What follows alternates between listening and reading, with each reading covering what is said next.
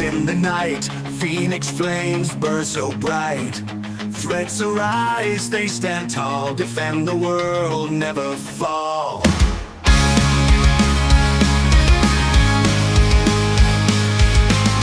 There are souls, they fight for free, no reward, no luxury. First up front, they lead the way, for the citizens they stay. Phoenix initiative, never back down. In the darkness, lights found. Tireless warriors, shield to might. They are stronger with their fight. Reporting to the Emperor's court, strategies with wisdom brought. New threats fall to the ground. Phoenix voices make the sound. Phoenix initiative, never back down. In the darkness, lights found. Tireless warriors, shield to might. They are stronger with their fight. Reporting to the Emperor's court, strategies with wisdom brought. New threats fall to the ground. Phoenix voices make the sound. Phoenix initiative, never back down. In the darkness, lights found. Tireless warriors, shield to might. They are stronger with their fight. Silent guardians stand so true. In their hearts of fire new. Recognition never sought. Still they give all they've got.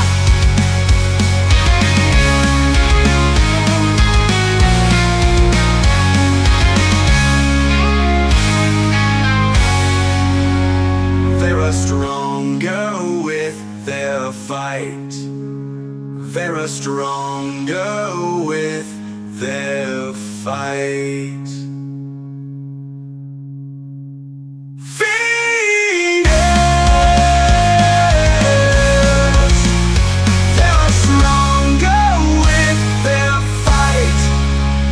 They are stronger with their fight.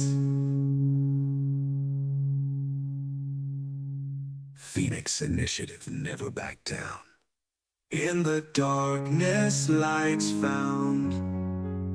Tireless warriors, shields of might. They are stronger with their fight. Reporting to the Emperor's court, strategies with wisdom brought. New threats fall to the ground. Phoenix voices make the sound. Phoenix forward with their fight.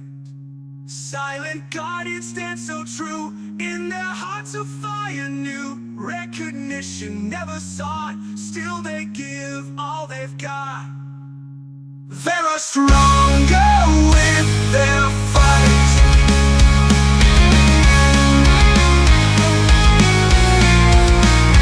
They are stronger with their fight.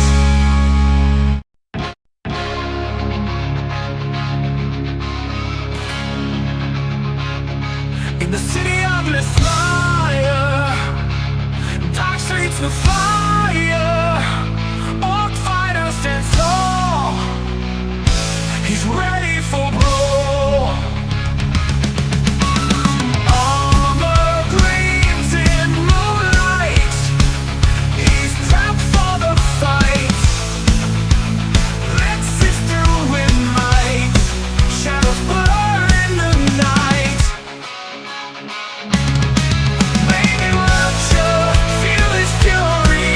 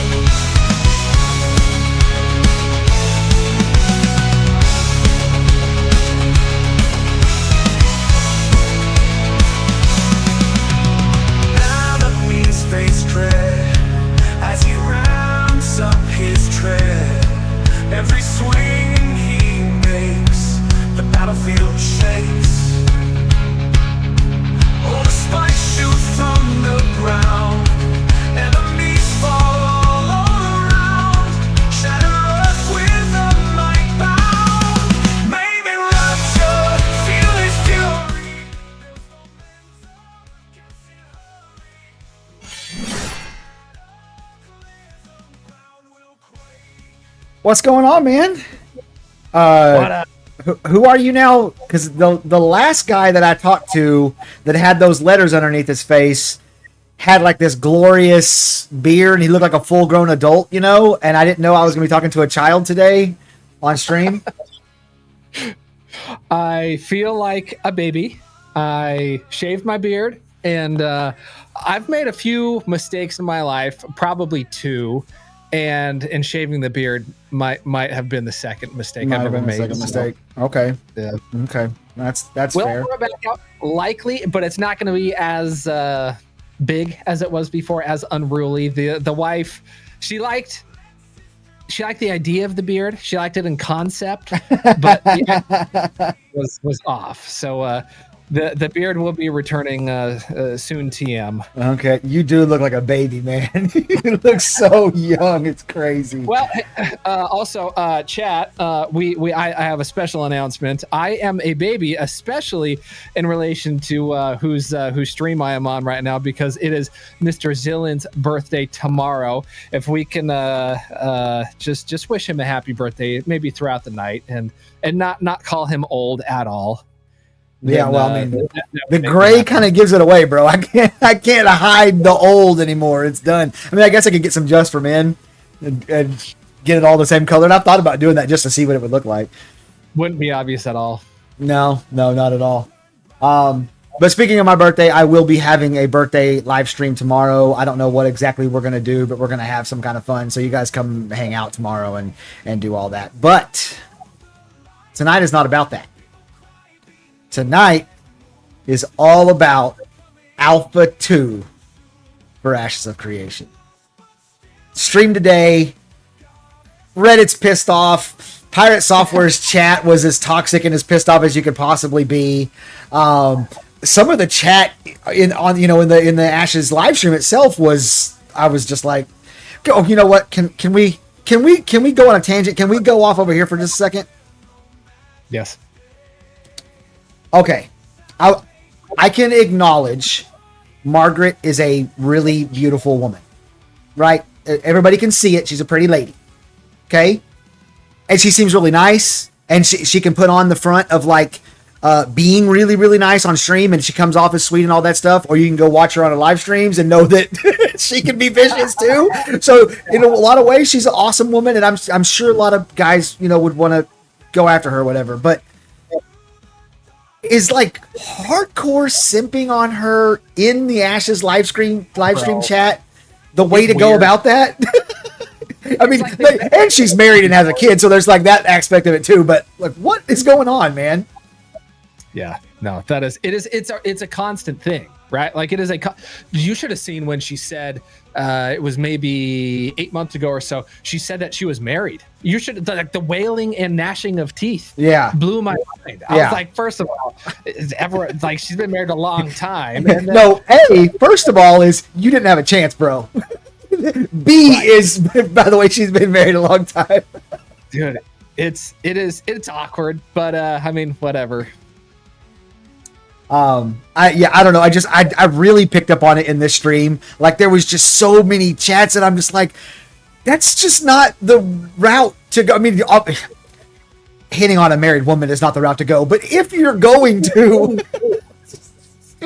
I don't know. It just came up as weird to me. Okay. So regardless, let's move on from that. There were some upset people in chat. There were upset people on Reddit. Pirate Software's stream was toxic. His Water fans. is wet, the sky is blue. I mean, yes. We're saying a lot of common things here. What I'm trying to get at though is that we don't really give a fuck about what they say. What did you think about the live stream, the date? Just kind of give me your general impressions on it all. Yeah, I mean, so last stream, so 2 weeks ago, right? A lot of people were upset that we didn't get the date. But I was fine because they're like, oh, hey, we're giving you a date and it's going to be in 2 weeks and it's going to be with a roadmap.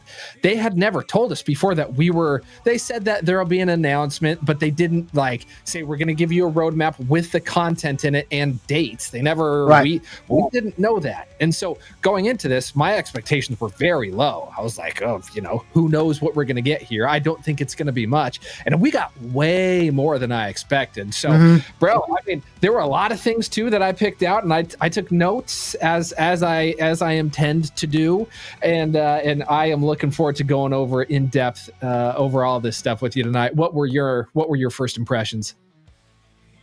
So I have been telling people for 3 years that persistent until launch means the testing phase is persistent until launch, not that the servers will be persistent until launch.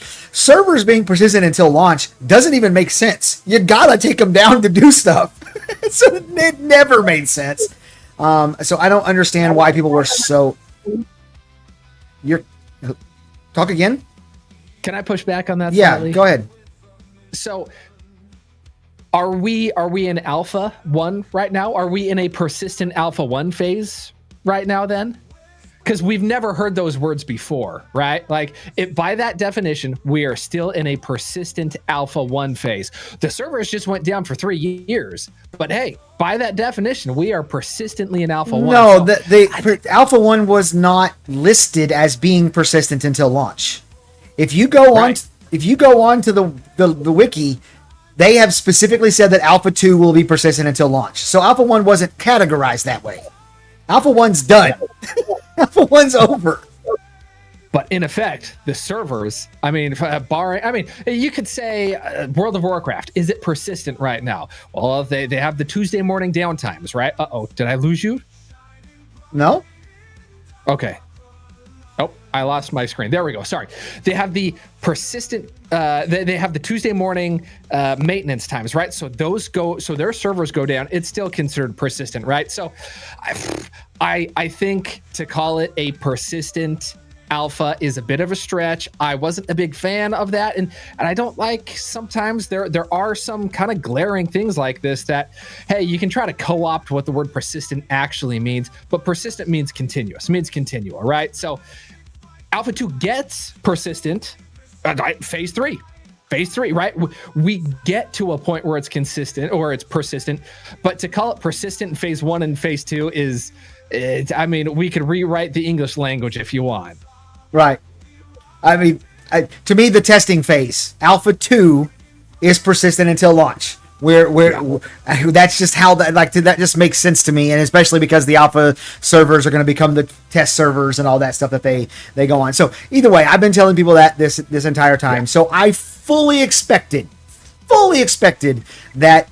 And I even said it, I was saying it before the live stream, that they're going to come out and tell us that the servers are not going to be up all the time. They're going to be down for a while. And I said, is it going to be 12 hours and 12 hours? Is it going to be a week and a week? Is it going to be 18 hours on and 6 hours off? Like, we don't know what it's going to be, but it's not going to be servers on all the time. I guarantee you that's the case. And that's what we got. And it's going to be weekends only. And I will say, from my own perspective, and this is a purely content creator, like selfishness perspective, this is awesome. Like, I can play all weekend. I don't have to worry about job interrupting. Everybody's been like, I've been saving time off for Alpha 2, Don't got to worry about it. Just play on the weekends, and then you have all week long to make content, make videos for it, and all that stuff, and we'll actually have footage that we can use to make those videos. So from that perspective, it's awesome. And then we just build on to more and more and more until, it's going bigger. So I didn't have a problem with anything related to the rollout of Alpha 2 specifically, because I kind of expected it. I do have some problems with some other things that were said that were like under the radar, and we'll get to that a little later on in the stream. There were definitely some thinly veiled. So I don't know if you know this. You may not know this. Steven is really good at saying things without saying them, very thinly veiling things. And if you're really paying attention, you can catch on to it a lot of times months and months or even years earlier than what's what he is saying. There's something underneath that you can read into it. And so, like I said, we'll get into that in a little while. I do want to catch up with a little bit of chat. Kooten said, separating alpha and beta makes no logical sense, though, in the long run, unless you give alpha access players beta as well. That's how it works. If you have alpha access, you're going to be in the beta. So that, Kooten, just FYI, first off, that's a first time chat for you, so thank you for jumping in the conversation. But that is how it works. If you buy an alpha package, you get access all the way till launch. So that is how it works. J-Rock said, so everybody here is mad, huh? I'm not mad. I'm fine. I'm pumped up for pre-alpha 2 testing and then alpha 2 testing. I'm ready to do it. I think it's build up to persistent, and it is a build up to persistent. And there's people who are going to say that means it's delayed till 2025, and it's just like whatever. I mean, you can if you want to parse out language like that. I mean, whatever. Have you seen my channel? I was just kidding. So, I mean, the build up to persistent is totally fine with me, and then it makes sense from a data perspective too, right? Because they do the Friday, Saturday, Sunday, and then they're able to parse through all of the data, all of their heat maps and stuff during the week. They have all that production time, and so I think that's the best way to do it. Also, I think it's good from a not getting too tired of alpha 2 standpoint, because there's already going to be the issue of tester retention, right? We know that. I made, a 12-minute segment of my data video talking about how we are going to have serious retention issues if the testing goes on too long. Yeah. And by kind of like chopping it up like this and keeping it novel and fresh, I think that keeps people around. What's your take on that? Right. No, you're right. That was one of my points that I was going to make tonight in the stream, is that, I mean, the drop off in Alpha 1 was, I mean, I think they said there was 15,000 people who had Alpha 1 access, and like 10,000 showed up consistently or whatever, like the first week. And I'm not kidding you. That last week, the 4th week, I bet you there wasn't 300 people regularly on a server. Like, I bet you, because there wasn't that much content. You ran out of stuff to do. Yeah. So, there's not, you can't really do anything about that. But I can see that. So the idea of you play for a week or for a weekend, you get as much time in as you can. The content creators all go make content. You make content for the week, and then they come back and launch the servers back up, and they're like, the performance should be a little better this time. This mechanic should work better. We changed the way the fighter works, or whatever. And in fact, there's little bits of differences and changes, and so it kind of draws you back in. I just want to go see what the new thing is, and that helps them from a testing perspective, because you have more people flooding the servers, more people going and doing things, more things breaking things that you can get broken and fixed now instead of at launch. So yes, from that perspective, it's brilliant and works well. Thanks, Penum. I'm glad to see at least one person is fine with me shaving. I think my channel is going to get really mad when they see me on Sunday morning with my intro to the bespoke. I don't think people will be happy, but thanks, Penum. It's nice to know that some people are okay with me looking like a teenager. And I think looks like Vexillion agrees with us about keeping stuff fresh and keeping the engagement up. Yeah. Yeah. Especially when there's not as much content, or there aren't as many loops at the beginning. Towards the end, phase 3, there are going to be more loops. There's going to be sieges. There's going to be all that stuff, which we'll get into later. But there's going to be more content. So it being persistent, you're not going to get as worn out of the content, because, I mean, eventually it should be content complete. I almost wonder if they sat down and said that. If they was in a meeting, they were like, look, in Alpha 1, we could not keep people in, and we need people in. Right. What can we do to make it where people don't just rush to 15 or is it 25? Rush to 25, and then they're like, oh, I don't have anything to do, because while there is some loops, and you can tell they put some loops in, you're not gonna be able to level up your artisan abilities, and the node wars and node sieges are like. Stage 4 is when you lock other nodes out from leveling around you. Stage 3 is the maximum, so we're gonna just level all the nodes. All the nodes are gonna be level 3 in like a month or 2 months or something like that, So it's like you would lose a lot to do, but if you do it this way and you slow roll it out, so that people aren't in a week already there, it might take them 5 weekends to get to that point. Or a little longer. Now you're getting really close to that December 20th, and the rollout of new things, the rogues coming, and blah, these types of things. So I wonder if they sat down and just said, hey, look, if we do this, not only does it help us with these other things, but there's also that advantage too. So again, I'm not mad, and in general, I'm just happy to have a date. I'm happy to have. I'm like a 15-year-old kid. I'm just happy to have a date. It's just any old date will do. I feel like a 15-year-old kid too right now, but that's just because I shaved. That's well, yeah. You look like a 15-year-old kid. I feel like one. There's a difference. Leo Kerbin says, or copium pediatrics. Thank you. I appreciate that. Yes. Opium pediatrics. Yep. That's what I'm doing. That's funny. Kale187 says, yeah, I just finished watching every minute of the live stream. I'm sure they are trying to weed out the players that want to play versus the ones that will actually give feedback on testing by making alpha keys only for alpha and not beta or launch. And somebody did say that they said specifically that you're not going to get a beta key. I guess if you buy these new alpha keys, you don't get beta access. I didn't hear that, but I also had to step away for a little while. I had to go take a break. So I didn't see that. So if that's the case, then it's buy beta access at like $35 or something. Yeah, okay, yeah. What new Alpha 2 key is no beta access. Yeah, okay, all right. Yeah, okay, there we go. Splinter said Steven even talked about tester retention and they know it. So yeah, they absolutely know it. He talked about the crash that happened in Alpha 1, and it was pretty serious. I do want to take a second here to call out Mr. Splinter there and tell chat a little bit about Splinter. Splinter was a video game developer. He worked in the industry. He helped make Borderlands and I think Splinter Cell and some other games that you've heard of and played. He helped make. And he predicted right after Alpha 1 that Alpha 2 would be Q3 of 2024.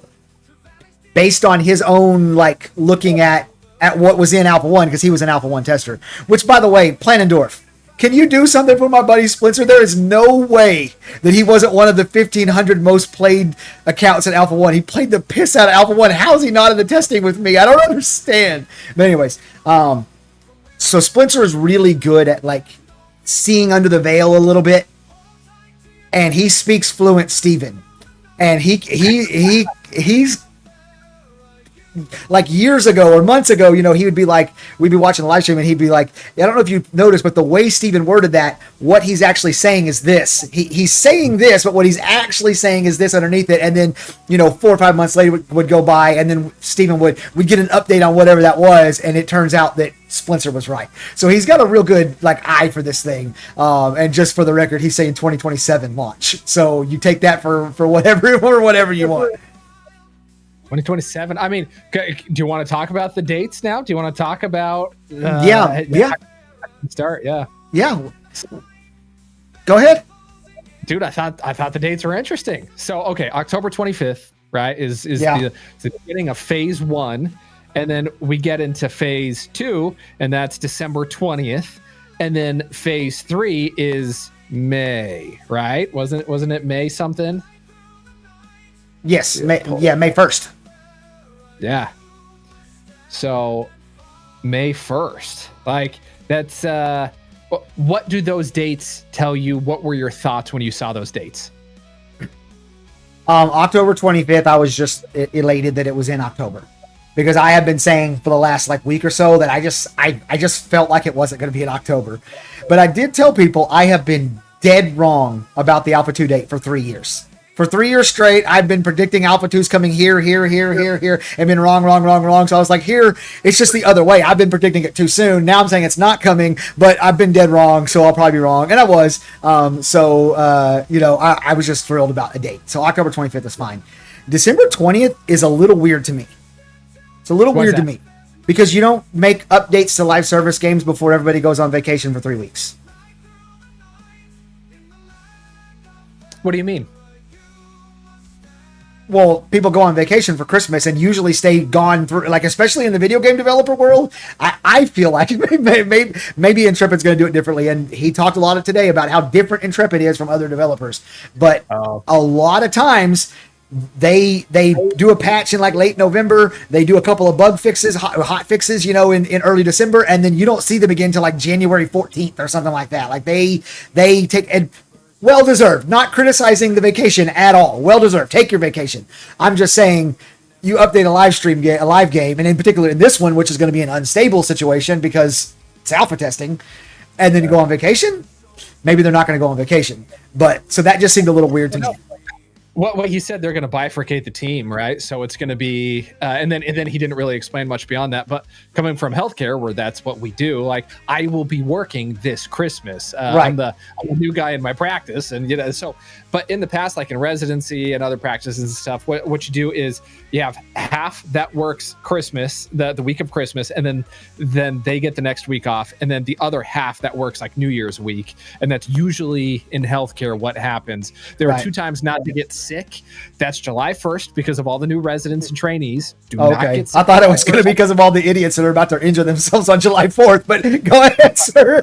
No, I mean that happens a lot too. I mean, hey, we got to get practice somehow too. We got to learn. But then also the other one is Christmas, because you're working with skeleton crews in healthcare at that point. And so my guess, from what it sounds like, is they're doing something similar at Intrepid, where they have some people who are on for the week of Christmas, and or that week of testing, and then the next week it's going to be the other group. So they'll probably swap things around that way. Which, I mean, from my perspective, I was like, oh yeah, no, makes sense. But yeah, that's interesting. My only hang up with that was you're introducing a brand new phase, a ton of new stuff. I mean, new length of testing, which is going to be a whole different load on the servers, and then also way more content on that day, when I'm wondering if they have a full crew at that point. Right. I would just suspect they're not going to have like those big that big vacation. It's just simple as that. But my video game, I've been doing MMOs for a long time, brain goes, wait a second. You don't do something big like that right before Christmas break. That doesn't make any sense. And so Planendorf said, all I want for Christmas is some duping bugs. And so let me tell you the story of why I am so against this. I was a big Star Wars Old Republic player for a long time. Everybody knows that. One Christmas, I don't know, 7 or 8 years ago, they did a patch and went on a break. And it was literally like December 20th or so, right in that area. And they didn't come back till January 14th. Well, in that bug fix, that's right. Somebody figured out that you can buy something for a vendor for 10 credits and sell it back to that same vendor for 100 credits. And so people were buying it in stacks of 1,000 and selling it back and duping billions of credits into the economy. And that bug spread like wildfire. Once one person figured it out and told one person in his guild, he told, and before the whole server was doing it. The inflation went nuts. Things that used to cost a little bit now cost a lot. The value of your cartel coins, which is your premium currency, was way lower. Like all that stuff. And BioWare spent the next 5 years introducing all these money sinks, trying to get that money out of the economy. And while that kind of worked, you're never going to get the money out of the economy, not all of it. Right. But number 2, It really hurt the new player experience because they weren't around for the fucking bug. So they don't have the billions of credits sitting in their bank.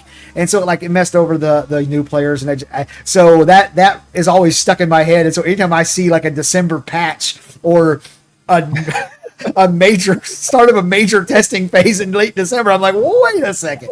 But like we already said, you're probably looking at them just not going on vacation like that. I would almost guarantee it. There's no way they could go on vacation after 5 days after launching Alpha 2. There's the Phase 2. As far as the number point, sorry, real quick. No, go ahead. When you're starting Phase 2, it's not going to be just tons of new content. Yeah, it will be a gradual buildup of content. So we're not just going to get dumped, right? It's not going to be like all the Phase 1 content, then boom, all the Phase 2 content. They're going to do it in the cycle that they update content. So makes sense. Phase 2 is probably just more of a categorization, but at some point, they still are going to have their 3-week and 6-week updates. Right. So, yeah. And then if you look at it, the gap between December 20th and May 1st, I saw the Planendorf comment. Is that what you're laughing at? Yeah. Patch traumatic stress disorder. Yeah, I do have PTSD. That is a pretty good length of time, 5 months from December to May. I am going to say that there is a very good reason why Steven said over and over and over and over and over again that these are just goals, and goals mean they might change. I think my personal opinion is that they have zero expectations of actually hitting all those marks that they have set for May 1st. Like it's pie in the sky. We hope, we think, we're really going to try, that sort of thing. But if they fall short, they fall short. And as he pointed out, they don't really concern themselves with that so much, the falling short part of it. That's just a lesson you learn and you move on and whatever. I don't really expect them to meet those dates, for at least not for everything that's in there, or maybe phase 2 goes longer. We don't start phase 3 for whatever. That's a lot of stuff. That's a lot of stuff to add in just 5 months. So that was my concern when I saw that. And then I'm wondering, so from what it sounded like, from what he was saying, I don't think, chat, let me know, but I don't think there are going to be additional phases after phase 3. From what he was saying, it was phase 3 and then it was betas. Now, yeah, obviously there's who knows what period of time that is. But if you did you hear anything, or chat, did you guys hear anything about potentially more phases? Because it didn't sound like it from what I heard. So I interpreted that differently. I interpreted it basically like they have a plan through 3 phases, and that's all they're showing us because they only have the plan through 3 phases. To me, because you got to think about this. Think about what's left out. You're telling me that in the betas that they have already said that both betas combined would last less than 3 months. In less than 3 months, we're going to test augments, secondary archetypes for every class but cleric and tank, level 6 nodes. I mean, like, there's no fucking way. There's no way. There's got to be other phases. So in my opinion, even though he didn't say phase 4 or phase 5, or, I don't know how many phases they might have, I think that they just...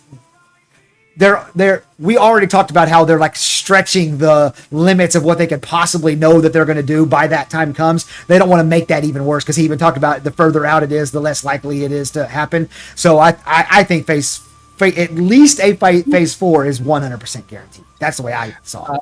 Spencer says, hit him with the facts, Dylan. I am being with facts and logic. Facts and logic, baby.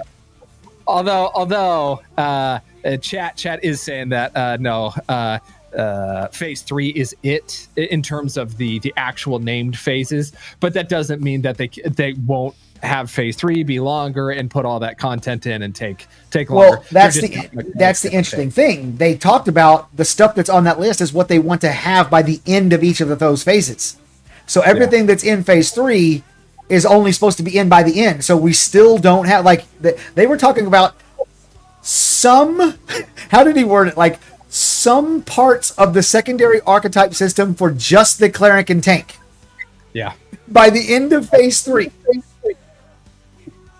So we're just not going to test secondary augments on your secondary archetypes and augments on all the other classes. There's no way. There's no way. But I have been so wrong about Alpha 2 for so long. Don't listen to a fucking thing I say. I do want to point out a couple things real fast. The Rad Remington with a first-time chat, so thank you, man, for jumping in the conversation. He said 3 phases, then beta, but phase 3 will be long. And maybe he did at one point say that phase 3 is a little different than phase 1 and phase 2, the way that they were going to do it as far as what was available at the beginning and stuff. And maybe that's what he means. But because he did kind of indicate that what they showed for phase 3 was what they planned on having at the start of phase 3. So maybe they would add more of that in. So I don't know. But anyways, thank you for the first time chat. Right after that, Merlin Mearden said definitely more phases. That's also a first time chat. So thank you, Merlin, for jumping in the conversation. So we got people who think there's definitely going to be a phase 3 or more phases, and some people are saying, nah, he said just 3. So I guess we have both. We got both. Did you let's see. Wizzy just jumped in. We don't need to test all the classes before launch. Just full send it. Okay, Wizzy. Yeah, I don't know if you've been around Wizzy very much, but she's a little bit of a chaos merchant, I think. Yeah, likes to stir the pot, Wiz. Yeah. The Rad Remington just now gave a follow. Appreciate that, man. Appreciate you. That's cool. Thank you. Do you want to talk about the content? This is where it gets interesting. So this is where things that they've been saying don't feel like they're accurate. Very sly way of saying they've been lying. There's that famous Margaret quote that she said numerous times over the last like 2.5, 3 years that they only show us 10% of what they have done. Yeah, right. They only show how many biomes are going to be in Ashes of Creation? 3. No, I didn't say Alpha 2. I said Ashes of Creation. Oh yeah. Is it 6, 17? So it's not 5? Nope. Because 5's all we have all the way through 3 phases of testing. Oh, I see what you're saying.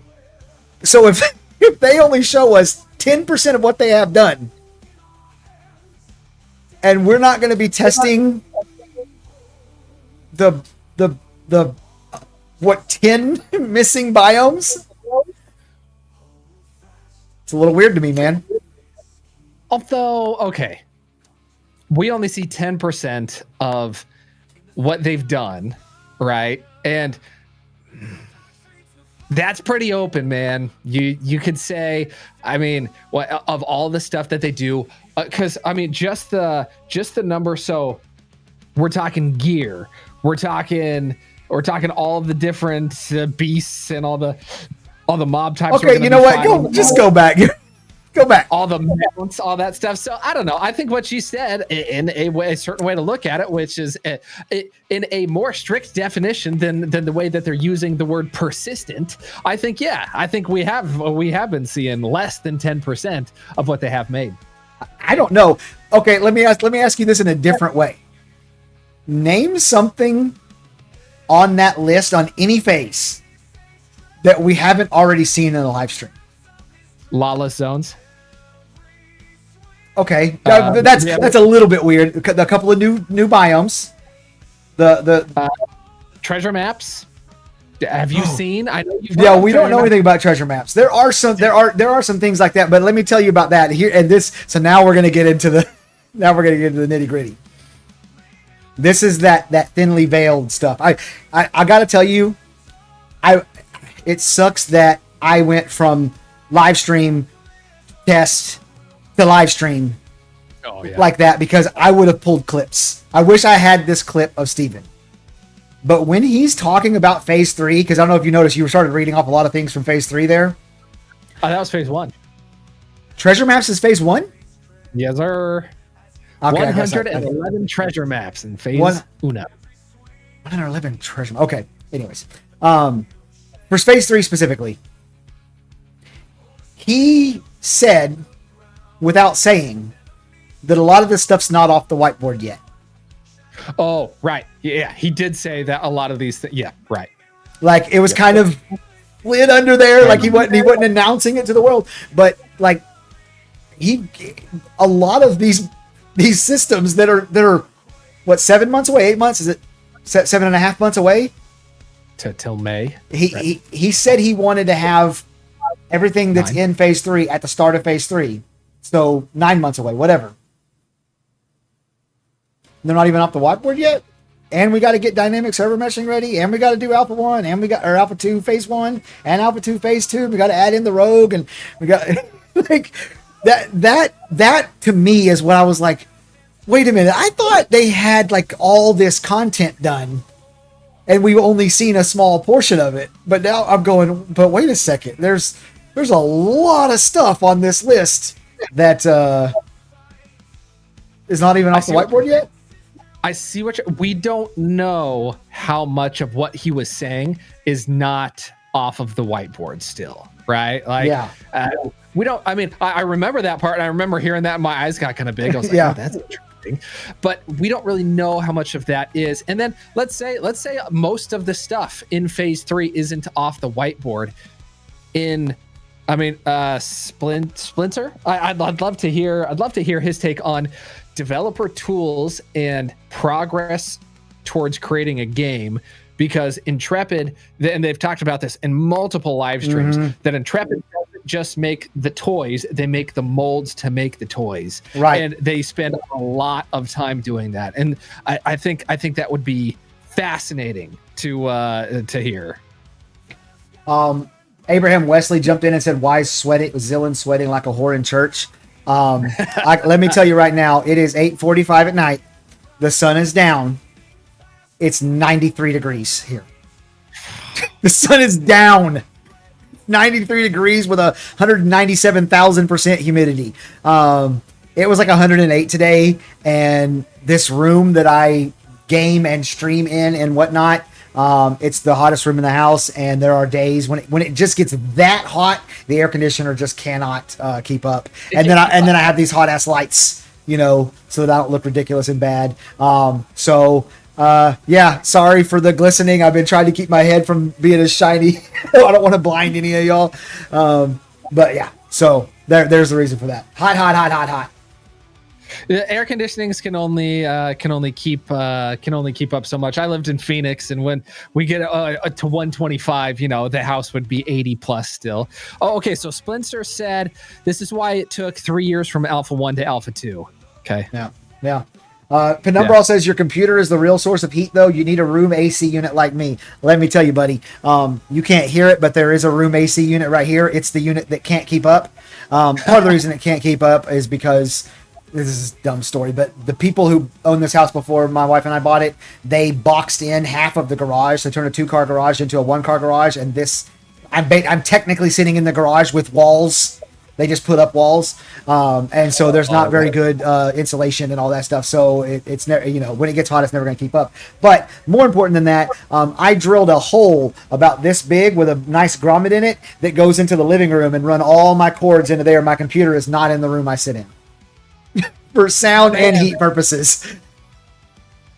Smart man. Yeah. So yeah, but I am working right now on getting one of the other rooms in our house. Our 20-year-old moved out. He's gone. He's out. And so I have an extra room now, and there's some work needs to be done on it, but I am working on that, and that is where I'm going to go do all my streaming and whatnot. But that's down the road a little bit. Nice. You mind if we start talking about some of the content in phase 1? Sure. What's on your mind? I've got a lot on my mind, so I have a lot. Okay, I'm listening. So, dude, how about the fact that the desert biome exists? Because there is a certain content creator who, for the longest time, was like, no, the desert doesn't even exist. We haven't seen it for a year, so it doesn't exist anymore. Yeah. So, desert biome exists. Right. We're getting it here in 2 months, and I mean, I thought that was pretty cool. And then the tropics, right? That was somewhat expected because that was the Alpha 1 zone. That was that territory, or it was part of it at least. And so the fact that we're getting desert and we're getting tropics, I think is cool. Right. I do want to Aurora Jeffrey followed while you were talking there, so thank you for the follow. Appreciate it. So I think it was with you on stream where I explained exactly why this other content creator doesn't understand what the hell he's talking about. But I'll explain it real quick for those of you who don't. When they did the Midnight Magic stream, they showed us a little bit of the Sand Squall Desert, and the Sand Squall Desert was not like really fleshed out. There were missing parts. There was things you could see. The illumination wasn't right in certain places. It wasn't like done. The problem is that Intrepid is constantly iterating on these servers and the build of the servers, like the build of the game, not the servers, the build of the game. They're constantly iterating on it, and as you iterate on it, you introduce more bugs, you introduce more things that go wrong. All these problems can come in and all that stuff. And then when they need to make a video to show to the masses, they need stability. So they may go back 6 months to the last. He even called it the last known last known working, or something like that. They may have to go back 6 months to an old build that doesn't have the Sand Squall Desert as fleshed out, that part of it wasn't implemented or whatever, in order for them to show us a stable experience of the Midnight Magic or the wars or whatever it is. So that's the reason why, and he's thinking, this content creator is thinking that we are everything we're doing is on the cutting edge of the most recent build, and that's just not realistic. Right. Now, I will say this. I will predict now. I will predict that there are going to be, let's see. Okay, there's 3 biomes. How many nodes does it say? Does it say 8 nodes? Let's look. 5 node locations to level 3 for phase 1. Oh, only 5. Okay. Yep. I'm going to in the Riverlands. I'm going to speculate there will be no nodes at all in the Sand Squall Desert or the third one, which I don't even remember the name of right offhand. I think that is a solid. Yeah, guess. I'm just gonna guess there will be no nodes in those. It'll just be Riverlands nodes. So even though we're getting the Sand Squall Desert, I think it's going to be a little further behind in terms of that type of stuff. Adding all of that, like, boy, like I almost want to say that the Sand Squall Desert is going to be a point of interestless square box to run around in. Well, it's going to be the lawless spot, right? Like, yeah. And from that perspective, I do think it's very cool how they're like trying to weave the testing into the narrative of the game. So we're all, like he said, we're all coming out and we're going to have to go out and like settle these new zones. And as we do that, they're going to be adding things. So it'll be like we settled the Sand Squall Desert when we're finally have a node there, as an example. I do think that's a very cool way that they're doing that. Do you think when the game launches that, there's going to be the starter territory or the starter areas, right? Do you think there will be lawless zones on launch? Yeah, probably the Sand Squall Desert. And what's the third one? I don't remember. I know there's the Turquoise Sea and the Anvils, and I know the Sand Squall Desert, but I don't know the other one. What'd you say it was? The tropics, right? The tropics. Yeah. Yes. Okay. So my guess is both those zones will just be lawless zones. If you want to go there, and it'll be a little bit like what do they call it in Eve? Nullsec, no security. Oh, okay. And so the best stuff, like resources and stuff you get from Nullsec, I think it'll be a little bit like that. So yeah, I do want to point out AARREH Arre. Never, I don't know how to say that name, but his first time chatter with LKG when we were trying to come up with his last known good build is what they would go back to. So thank you for jumping in the chat. Leon Kerbin also said he did. Apparently, Steven did say they would just be in the Riverlands. So there you go.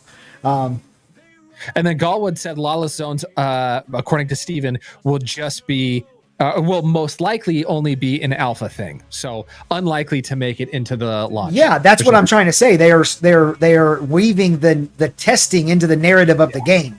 They're making it seem like we're going to go out and settle the new biomes as they get introduced. They'll be lawless zones until we settle them, which is them putting nodes and points of interest in them, and then they'll be settled and they won't be lawless anymore. So, yeah. Lore Forged and I are having a collective loregasm. yes. You love loregasm. Oh my God. That can't be the first time that word has been used. It can't be. It can't. Wizzy says there has to be lawless zones or I don't even log in. I believe that. Joshua Deloach says right off the jump, it's better than WOE. What's W? Why? Is that a WoW expansion? What's that one called? The War Within? Somebody help us out. We're lost. I don't know what WOE is. I really don't. Some old heads. So I know this is way off topic what we're talking about, and we can get back to content in a second. What about the name of the mountain zone being the Anvils? Is that not awesome? Cool. I was like, that is so brilliant, man. That is so good. I also thought it was funny that Steven called them the Andals one time, which is a Game of Thrones reference. I think he's just talking, and he said the Andals, and I was like, that's not what it is. It's Anvils. But yeah, I think that's really cool. Okay. War Within is when I eat Taco Bell. Yeah, sorry, it's I think the whatever frame rate that it captures at has a problem with this communication thing through Twitch. Yeah. Yeah, because every other system it works fine, but it works fine, right.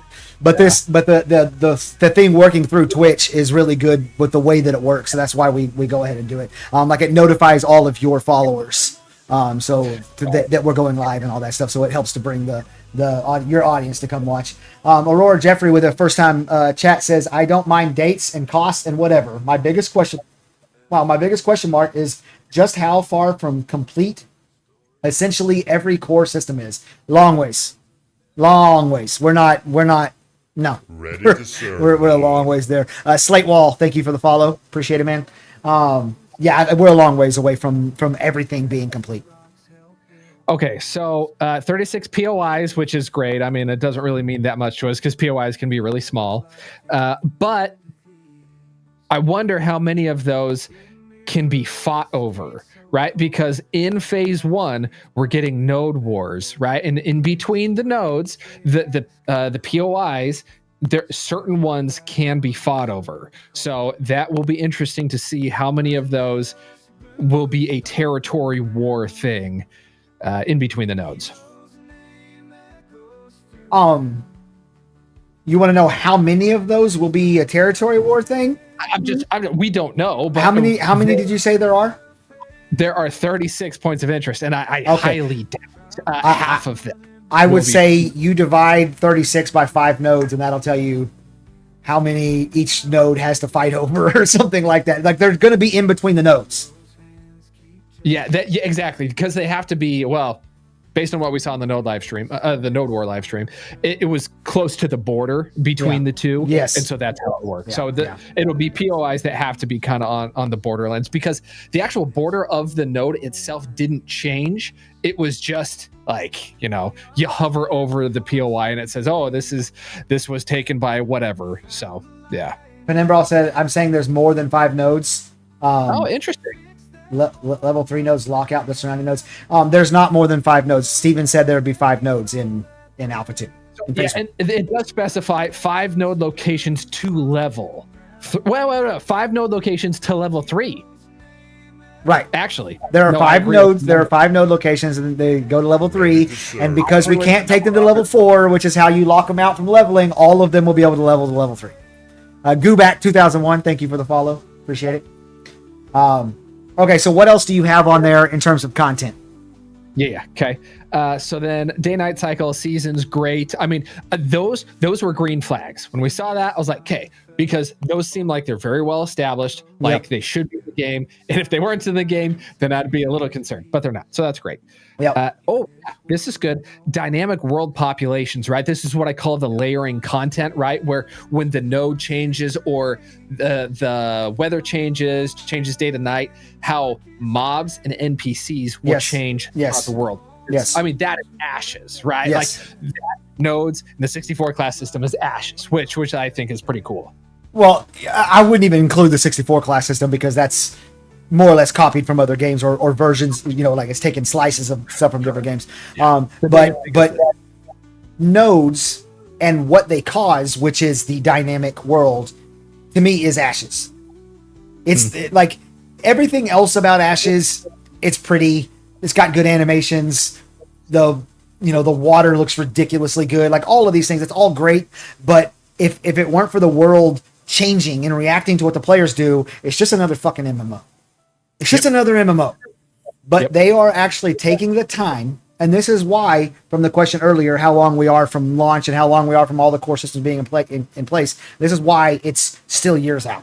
Is because it takes time to sit down and go, okay, we're going to design a point of interest. It's going to be a goblin camp. In that goblin camp, there's going to be a king goblin named blah, blah, blah.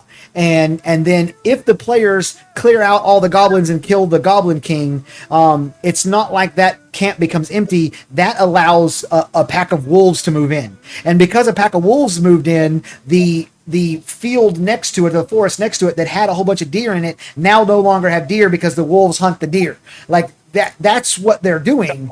And so in order to do that we're getting a tiny slice of the world and it has 36 points of interest.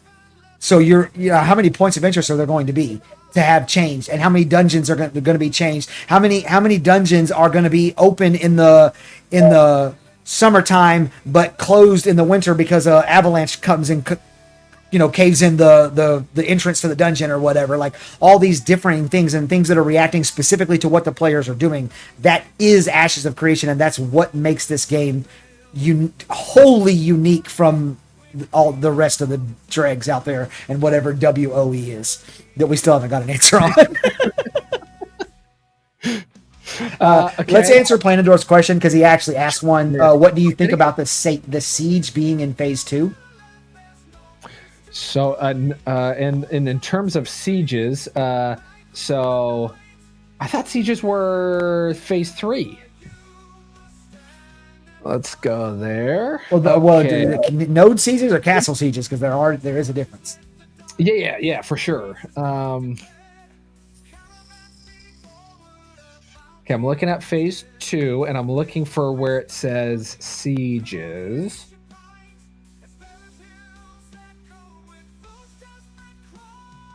Oh yeah, there we go. Node siege, phase 2. Yep. Ooh, yeah. So I think that's great that it's in phase 2, and I'm glad it's not in phase 3, because I want to siege every node that I can.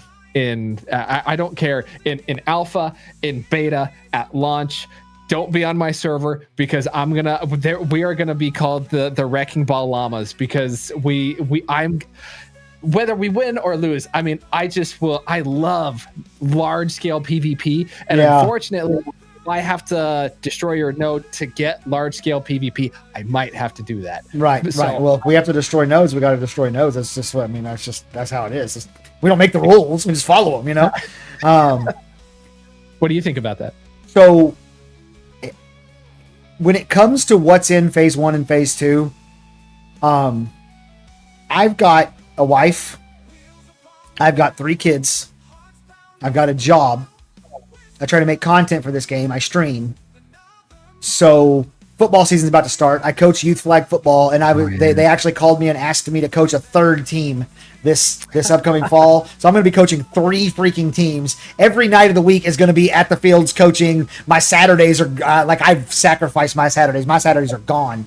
So between now and October 25th, I'll lay down and take a nap, and it'll be October 25th. That's going to happen so fast you can't even imagine. And then we get into the testing where we're playing every weekend and making content about what we tested the weekend before every week. December 20th, I swear, I might spin around in my chair in December 20th is here. So I don't even care how, those two are so close that I will tell you, the thing that has been pushed all the way out to phase 3 that has my heart crushed a little bit is Renkai. I just want my orc fighter or my orc tank. I don't know which we're going to do, but I want my orc, and they're like, no, you got to play a human for a while or be an ugly ass peck, I guess. So, the only thing that's pushed out really far that I'm really devastated about is the Renkai, and to a lesser degree the actual leveling of artisan skills, because I've always been really fascinated by the artisan system in this game. So I'd like to really get into it, and it sounds like we're going to be not as half-assed as Alpha 1 was, because Alpha 1 was awful. But as far as the crafting is concerned, but kind of a half-assed version of it until phase 3. So, okay. In phase 1, when it comes to systems and economy and artisan stuff, so we can get surveying. I thought that was really cool, because we've heard about surveying, but we haven't seen it, right? I mean, that's a full. We kind of saw Ready it. to serve, my lord. Gronkowski, Gronk is following me, baby. In the Gathering live stream, they showed vaguely, but they showed how surveying works and what it's going to do. Okay, let me ask you this. Based on your knowledge and what you expect and have seen and all that stuff, how do you think surveying works? So they mentioned it. I didn't think we saw it though, but there are either pylons or whatever that you use. There's some way of seeing from a map perspective where certain resources are, and you can look for it. And there's some advanced, if you're surveying and you have high enough level for whatever, that you can look for rare materials and you can see them at an advanced level. That's what I know of surveying. Okay. I think you're very, very close. Definitely, you're going to be doing a triangulation system. Probably going to be putting pylons in the ground that like notates, I'm looking for stuff in this area. But what I got out of it, aside from the advanced stuff, because you probably are going to be able to use that to find more advanced stuff, it kind of seems to me like you literally generate nodes through this system because they don't exist until you do the surveying. And so it kind of makes it where you can, I'm trying to think about this from the perspective of like how you make adventuring and especially the gathering aspect of games more fun.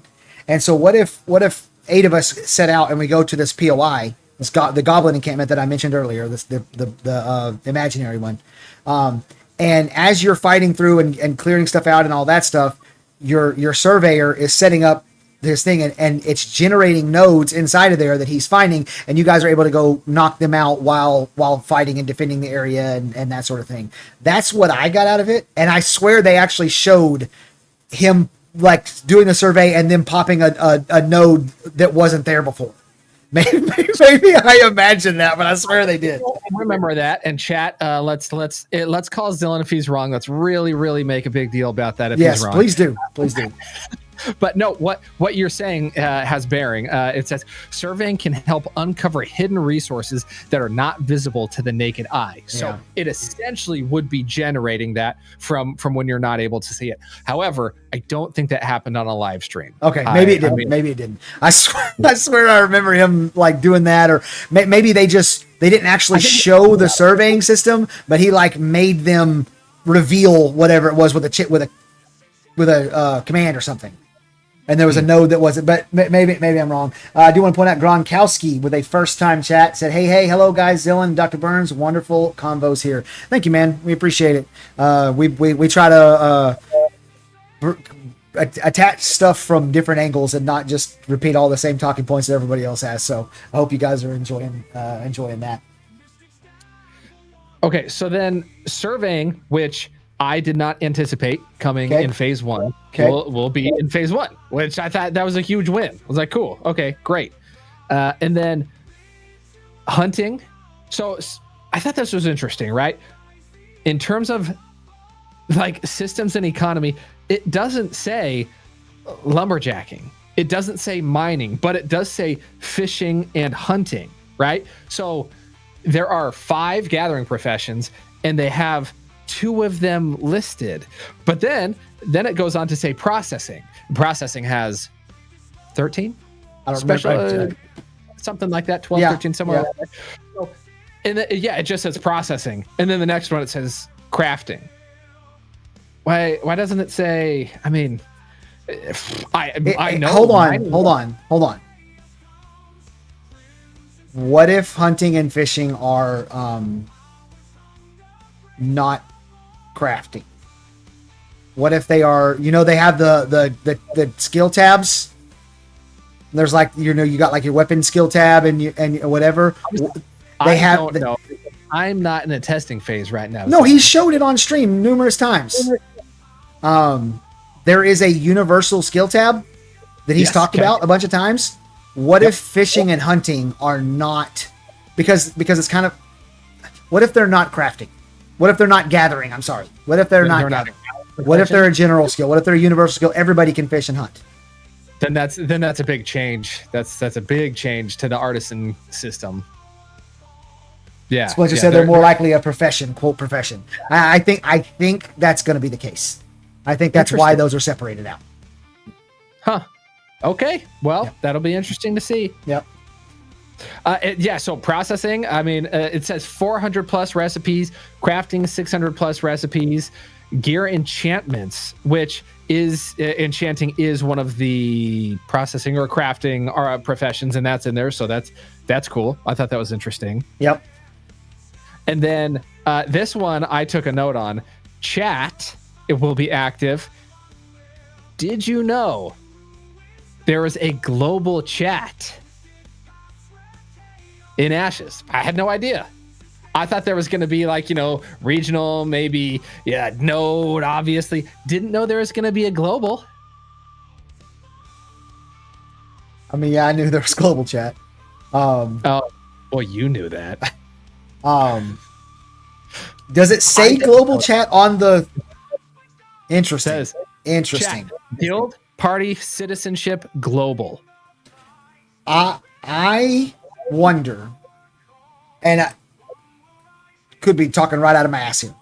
I wonder if the global chat will only be there during the testing phase so that people can communicate with each other and all that stuff. And then when we get out of beta 1 and beta 2, they get rid of the global chat. It seems weird to have global chat in a game that's so hyper regionalized like this, but maybe they decide, they're going to throw people a little bit of a bone on the like logistical and organizational side of the game. So it wouldn't surprise me what one bit. True. But it does make me wonder if there's going to be a global chat at launch, right? And that would be a question worth asking. Splitzer says it's so you can trash talk the losers of a node war. Yeah, exactly. I mean, castle sieges, node wars. That's what it's going to be for. Oh my God! Teabagging your opponent is not good enough for you. You got to talk trash in chat too. I mean, really? So first of all, I am a bagger, but oftentimes it's a love bag. It's not necessarily a hate bag. Okay, okay. You do the affectionate version. Okay. Yes. Flinch says, "What can I say? I'm petty." Yeah. That's pretty funny. What else is on there? Okay, so the 111 treasure maps. So I'm sorry, can I go on a quick tangent? So I lived in this town in Oregon where when you're driving south on the freeway, there was this really nice mall, which was not my hometown. There's this beautiful lake, not my hometown. And then you get to this exit, it said Jiggles Dancers. And that was my exit. And I would drive past Jiggles Dancers every day to go home, go to work, go to school. What does this have to do with treasure maps? The sign said, well, it has a lot of things to do with treasure maps. The sign said 64 beautiful dancers, but everyone knew there were more than 64 dancers there.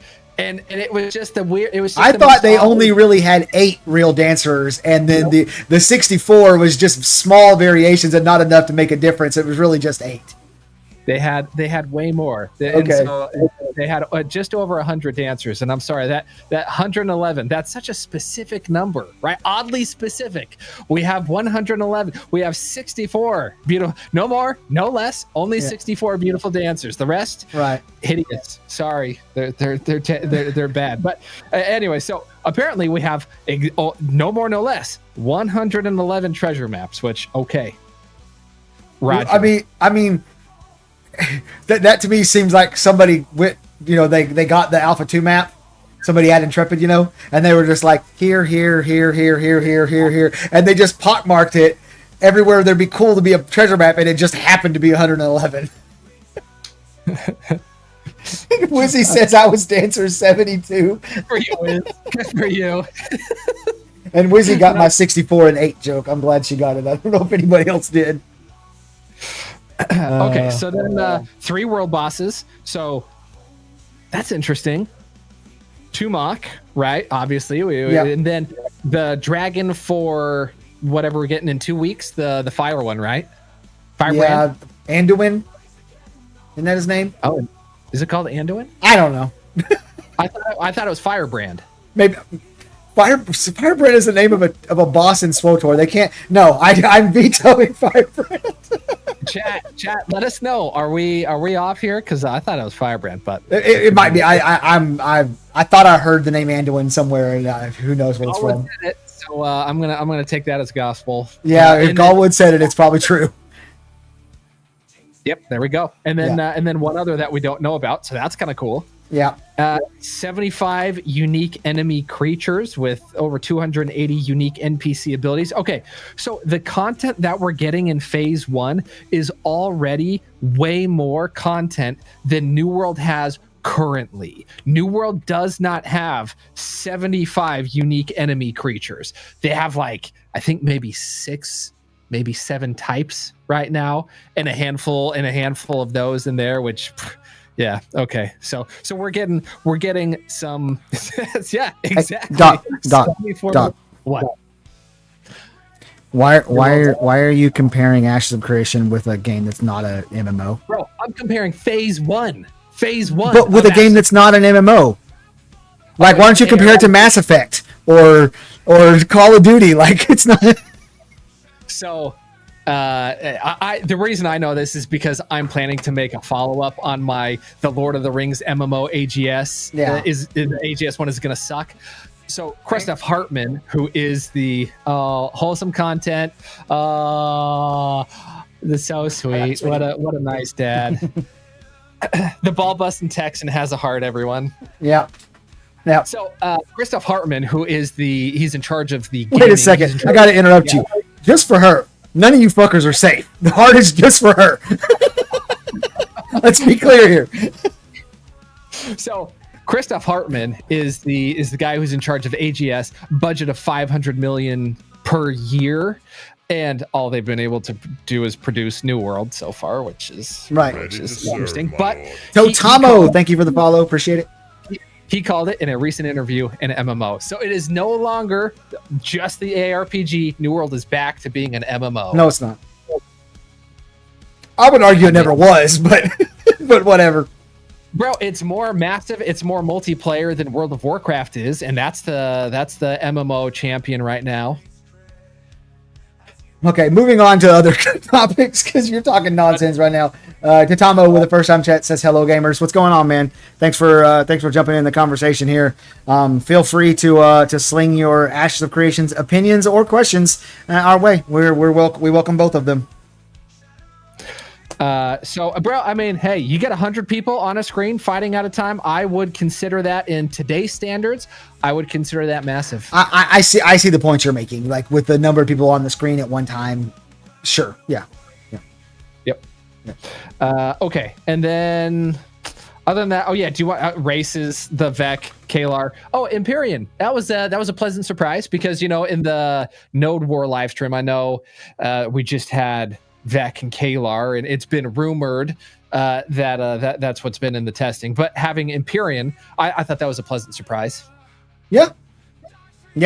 I was hoping we'd just get all the races, and we're not. So whatever. You could call it a pleasant surprise, I guess. But I'll probably just play a Kalar and cry about it. My question is: are the racial benefits going to be in chat? Does anyone know that? Wisp on here says Dr. Burns shaved his beard and is now talking nonsense. He has to hit puberty, regrow his beard, and then he'll make sense again. See, there we go. That's true. I told you that was coming. Yep. Yeah, you did. The whole backstage while we were getting ready, and then while the music was playing and the starting soon screen was going, it was just him gnashing teeth about how he looks like a baby and his chat's going to be mad at him and et cetera, et cetera. So that's why we had to come out the gate strong, just making fun of him for looking like a baby. Which, I mean, hey, we call it like it is, if right? If your friend doesn't double down on your insecurities, is he even really your friend? No, he is not. If someone doesn't make fun of you to your face, you should be concerned. Yeah. Because they're making fun of you behind your back. Yes, 100%. 100%. Empyrean, with that being on there, I wonder if the racial benefits are there, right? Because we know there will be racial special benefits. Right. I don't even want to call them abilities because that's not what they are. Right. It's different than what a traditional ability is. And so I'll be interested to see if we get in. I'm gonna say no. I'm just gonna predict no. When do you think those come in? When all the races phase 6. I don't think there is a phase 6. Didn't we talk about this? Oh, guys, I may look like I'm 15, and maybe I have the memory of a 15-year-old, but Zillan's got the memory of the 85-year-old over here. Yeah, maybe phase 7. I mean, they're pushing that one way out there. So yeah, we're a long ways away from that. Archetypes, yeah. So phase 1, it's just the ones that we know. The ones we know. Weapon, two-handed greatsword, one-handed mace, one-handed sword, the scepter, the wand, the longbow, the short bow, the spell book, shields, and focuses for offhand. So I mean, that's more than what we've seen lately too, which is cool. Haven't we seen all those things? What on there have we not seen? Okay, I guess we did see a scepter last. Was it last live stream? Mm-hmm. Yeah. So I guess maybe spear. Okay, I can't. Did you say spear? I thought I heard you No. say spear. Oh, No spear. Okay. Have you seen focuses? No. Yeah. So there we go. Okay. So that's something. Okay. There we go. Okay. Another, and you said that's an offhand? You said Yeah, so shield and focus specifically as offhand? Did I swear? You know what? I think we have seen focus. I think Steven's talked about them at He's some talked point. about it. Seen them, But we I haven't mean, seen them? Okay. It's the magic shield, right? It's the magic version of the shield. The shield is for physical damage resistance. Yeah, focus is for magic resistance. So, okay. So then with nodes, and this is the last section here. There are service building plots, 5 default buildings. Oh yeah. Okay. So the buildings that are always there. Yeah. Cool. Yep. 8 constructed buildings. Yep. That's Okay. going to be like blacksmith, apothecary, like that sort of thing, lumber yard, whatever. Hold on. JB Johnson with a first time chat just jumped in and said, is the focus the orb? I don't think so. Focus, I'm pretty sure. So orb, I thought was a separate weapon. Was a main hand? Let's look. I kind of thought the orb was the main hand too. But the reality is that we don't know what the focus is. Okay, the orb is a 2-handed weapon. I'm pretty sure we know what the focus is. Yeah. But yeah. Okay. So then there is node currency, which is good because node currency is a big deal. I don't think people realize how big of a deal node currency is because it is the reason you participate in the node system. Correct. If you don't have an incentive to participate in the node system, you're not going to care about what node you're a citizen of. You're not going to care about all of this system. You're not going to interact with the system and ashes of creation. So I think we'll start to get an inkling of how important that is come phase 1. Yes. And that's I want to just real quickly. Yeah. One of the things I've talked a lot about over the last 3 years of making content for this game is how important it is for Intrepid to figure out a way to make the average player, the player who's coming in right now, there's 34 viewers on Twitch right now, 5 of those people are like new to Ashes. They're just checking it out because they're hearing about it today. Those people need to understand how important nodes are. And they're going to jump in on their first day of Alpha 2 and they're not going to know. And especially at launch when millions flood in who don't understand what nodes are, it needs to be made very apparent to them. And I've been talking about all kinds of different ways that are all like, I haven't been able to think, because I'm not a game developer, of a way to do that that didn't involve walls of text. But this is actually kind of a genius way to ninja in the importance of your node with the node currency, because you're going to get node currency. You're going to go, what can I spend this on? You're going to go to your node to where you spend it on, and you're going to go, oh crap, there's way more here than I thought. And that's going to make it trigger for you. Oh, this is important. And so they kind of backdoored in the importance of nodes with this system. I think it's kind of smart. Yep. Agreed. Okay. And then, this one, 56 tax categories. I immediately was just like, wait, what? Yeah. Somebody in my chat was saying something about throwing the tea in the river and stuff over the tax. Yep. I saw somebody ask in the live stream chat if they can dodge the taxes. Oh. I mean, maybe. Okay, mayorship, and then 24 plus mayoral commission types. Okay. Buy orders and 25 plus player commodities. My question is, are we seeing node commodities, or is that specifically on another phase? Because node commodities... I think player commodities and node commodities are the same thing. I think. I don't think they are. So player commodities are when you get glint, you take it to the hunting lodge, and then you exchange that glint for a player commodity. You take that player commodity, and the further away the node is, and if that, let's say you take it to Burnsville, right? You go from Miralith to Burnsville. It's really far away. You get a ton of money because the player commodity that you're delivering there is rare to the area. However, if let's say Zillin gets a caravan of a bunch of pelts of fur, gets a bunch of pelts, which is a player commodity, and drops them off at Burnsville, then I go to do the exact same thing and take a bunch of pelts to Burnsville, I will get less money for turning in the pelts than you did. Right, because that flooded the market.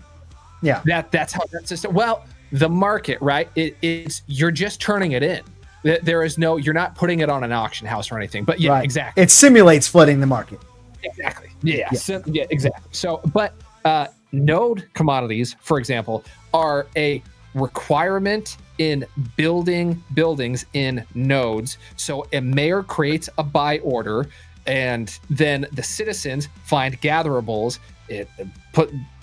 deposit that for the buy order, and then it generates one node commodity, which can then be used in something.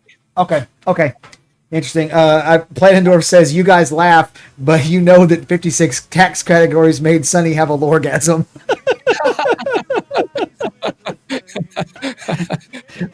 Man, I feel sorry for the suckers who vote that guy in for mayor. He's gonna bleed him dry. He comes off as all sweet and innocent, but I know better, damn it.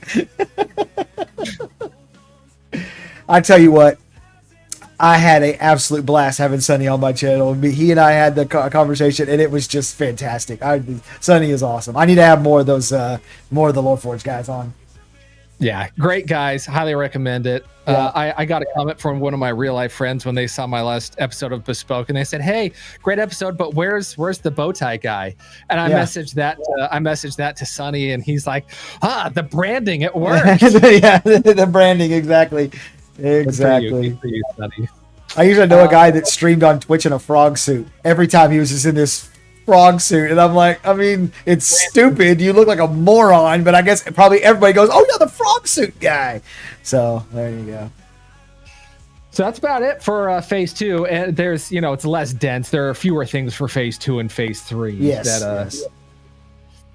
Okay, should we move on to the content in phase 2? Yeah.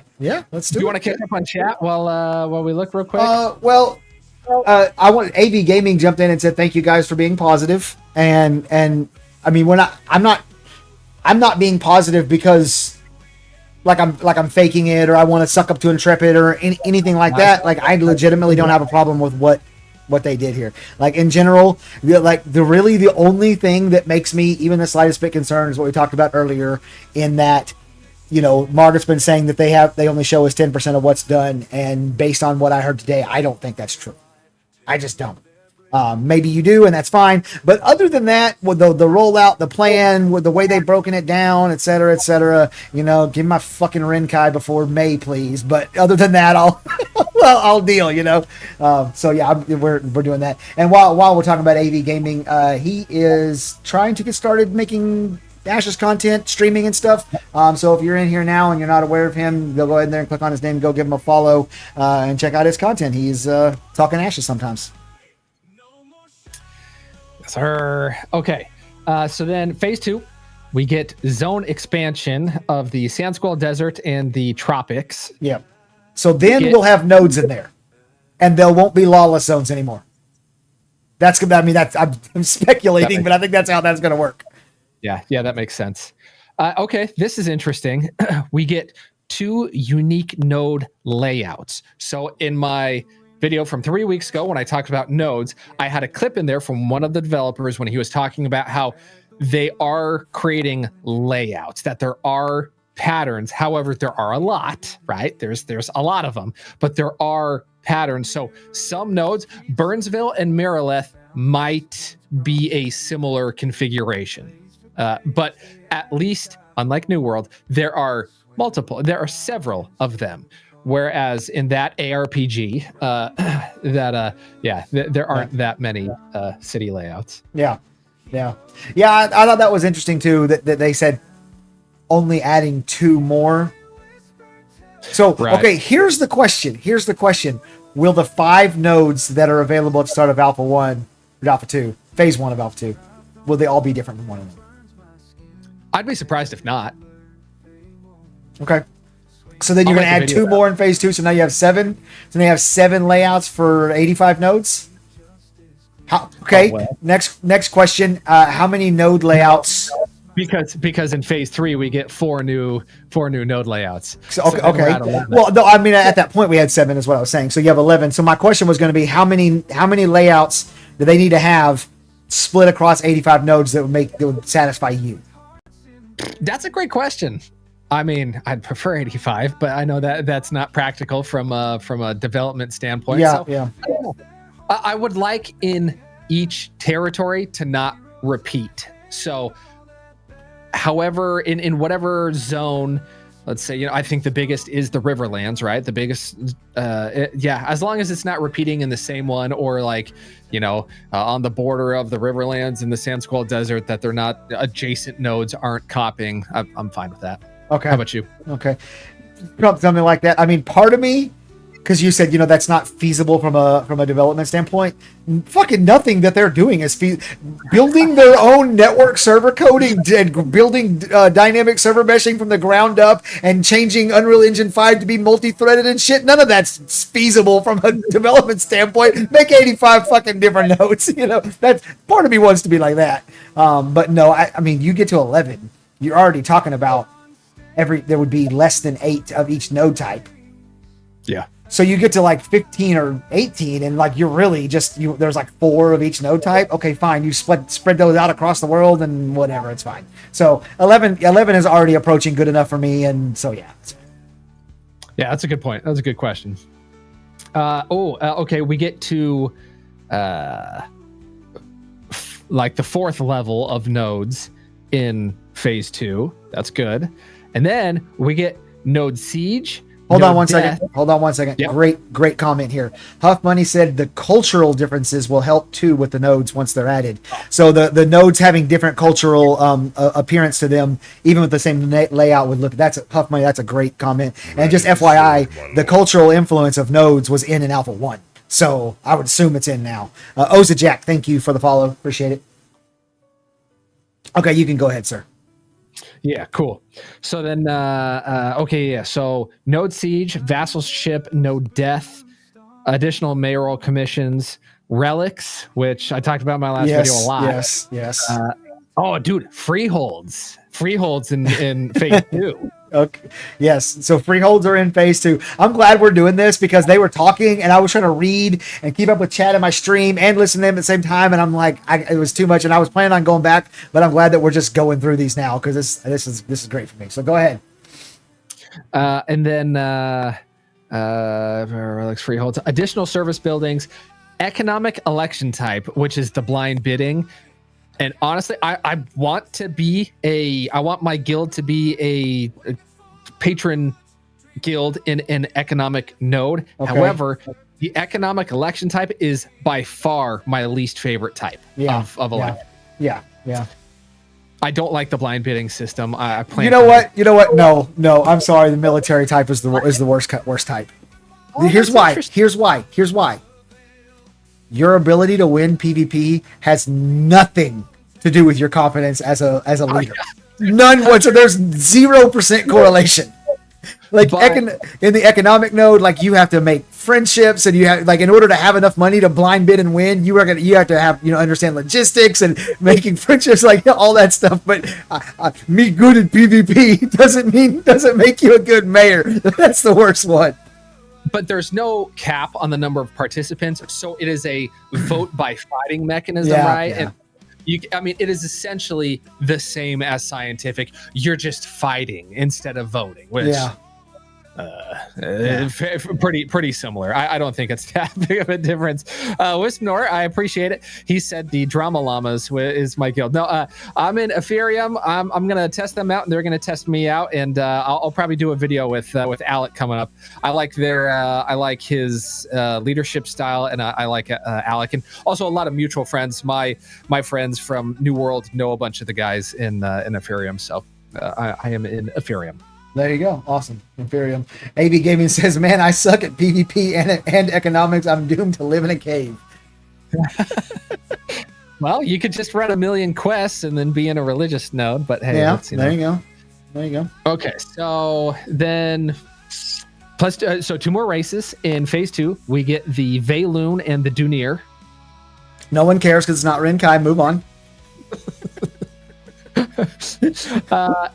Then we get the archetype, the new archetype, which is the rogue. Yeah, that's I mean, that's the showstopper, right, for phase 2. That's probably the biggest thing. Yeah, Freeholds might be. Freehold. Okay. You can talk me into Freeholds. You can talk me into Freeholds. I can sell you on that. Okay. Yeah. So then we get 4 new weapons, dual wield daggers, which we saw in the melee weapon showcase forever 100 years ago. Yes. But that was the live stream. I watched that and then I bought my Alpha 2 key because that one was so good it convinced me. I was like, yeah, this is what I'm looking. I mean, I think I just graduated high school when we saw that live stream. That was a long time ago. You and I both know that's far from the truth, Dylan. Then there are scepters, a 2-handed mace, and a 2-handed axe. Ooh. Yeah.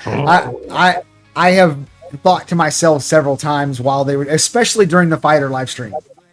I was like, I just want him to have a big, brutal looking axe that's got like the multiple angles, like the curved, like kind of a savage looking. That's what that orc needed. He had this pretty sword, and I'm like, get that nonsense out of here. So yeah, I've been looking for the axes for a while. And then systems. Okay, siege vehicles. So that incorporates a lot, right? Because you're going to use the siege vehicles in the node sieges, but then also you're going to learn what it takes to craft them, and that's more recipes. That has a lot of crafting, so that's cool. Tempering. What do you take that to mean? Okay, so this is one of the things I wanted to bring up. Okay. We've got gems and socketing. Yep. We've got tempering. Yep. And we've got enchanting. And isn't there one other thing on that list right there, as far as one other, like something about leveling up? Damn, I wish I had it in front of me. It might be phase 3, but either way, so let's just say it's just those 3. We've got a lot of different ways to improve and personalize our gear. Yeah. So it sounds like tempering is literally just increasing like the level of it. Maybe it increases the rarity or something. I don't know. There was Gear Ascension. Gear Ascension. Yeah. Thank you, Huff Money. Man, Huff Money's on it right now. So that's 4 between tempering, gems and socketing, enchanting, and Gear Ascension. They're giving us a plethora of ways. That's more than any game I can think of. In ways to both improve and personalize our gear and give it, as you mentioned, those waterfall stats and those other things that we'd like to have, and the funky builds that do weird things, and all that stuff that people are going to be doing. Yeah, I'm down for that. Yep. Yeah. So gem sockets, like I said, Gear Ascension, repair kits, artisanship skill trees. So we're not getting those in phase 1? That's correct. That's what I was saying earlier. Yeah, interesting. Yeah, that's yeah. And then animal husbandry breeding. But based on context, and they didn't say this exactly, but based on context, that is not the genetics. That's not the Mendelian genetic system. Yep. We get that later. So Planendorf just hit us with Zillin. I'm pretty sure you graduated high school when telegrams were the new hotness. Well, I mean, in Texas, yeah, things are a little different in Texas. Well, I'll just tell you this, Planendorf. I'll age myself a little bit here. The term "new hotness" was not a thing when I graduated high school, let alone telegrams. If I said something was the new hotness when I was a senior in high school, I would have been looked at like I was crazy. Okay.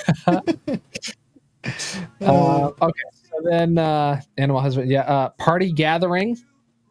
What does that mean? Oh, it's the multiple person gathering from the same node. I did the same thing that you just did when I saw it live. You can have 2 people hit the same rock. Oh, yes. So yeah. Right. Yeah, love it. Or like both people like chopping down a tree or something like that. I thought that was so cool that it's in here because that hadn't been confirmed before, had it? Like it was when a maybe, or we're thinking. No, it was confirmed. We saw him do it in the Gathering. Did you watch the Gathering live stream? Okay. What I'm thinking of though is because they've talked about in the past a type of tree that would require party gathering to be chopped down. Now, we did see them hit the same tree. I don't think that's what this means, though. That's an ancient build of the game already, where two people are hitting the same tree. I'm not sure that's what that means. I think party gathering is the gathering tools that require more than one person to gather that resource. That require it. Yeah. Okay. Maybe. But I do want to do just a real quick tangent about that, because people may not be realizing this. There was an MMO that came out in like 2007, and it's since been defunct and whatever. There's some attempts to get it going again, but it's never worked out. But it's called Vanguard Saga of Heroes. I think it was made by the people who originally made EverQuest, and so people really expected it to be big, and it just never worked out. But they had party gathering. Way back in 2007, you could have 6 people standing around a rock node hitting it, or 6 people standing around a little single stalk of cotton, and everybody's got a sickle trying to gather, and it increased the amount total. So like if one person did it, one person would get like 5 cotton. If 2 people did it, both people would get 6. If 3 did it, everybody would get 8, that sort of thing. It also increased your chance of getting rareness from it. So it was really, really good. And it created this like offshoot gameplay. Like people were recruiting for groups to go farming. And so yes, it was very cool. And I'm seeing a lot of that similar thing in Ashes of Creation, where they're creating a scenario with the crafting and gathering systems where it's going to be way more of a group effort than a solo effort. So like you think about in World of Warcraft, and me and you are playing World of Warcraft together, and you say you're going to be an armor smith and I'm going to be a weaponsmith, and we're like, okay, let's go gather. Well, it's smart for us to split up because we both need metal. And we're both going to be, you have to stand there and watch me hit a node. It doesn't help you any. So start if we split up. But now if you want to be a metalsmith or an armorsmith and I want to be a weaponsmith, me and you can go gather together and get more materials and more rare materials together than we could separately. So that it changes gathering, the entire gathering gameplay loop that exists in these other games, and makes it very different. So I just wanted to point that out. Dude, I love that. Yeah, that's, I think that's super cool. Okay, player shops.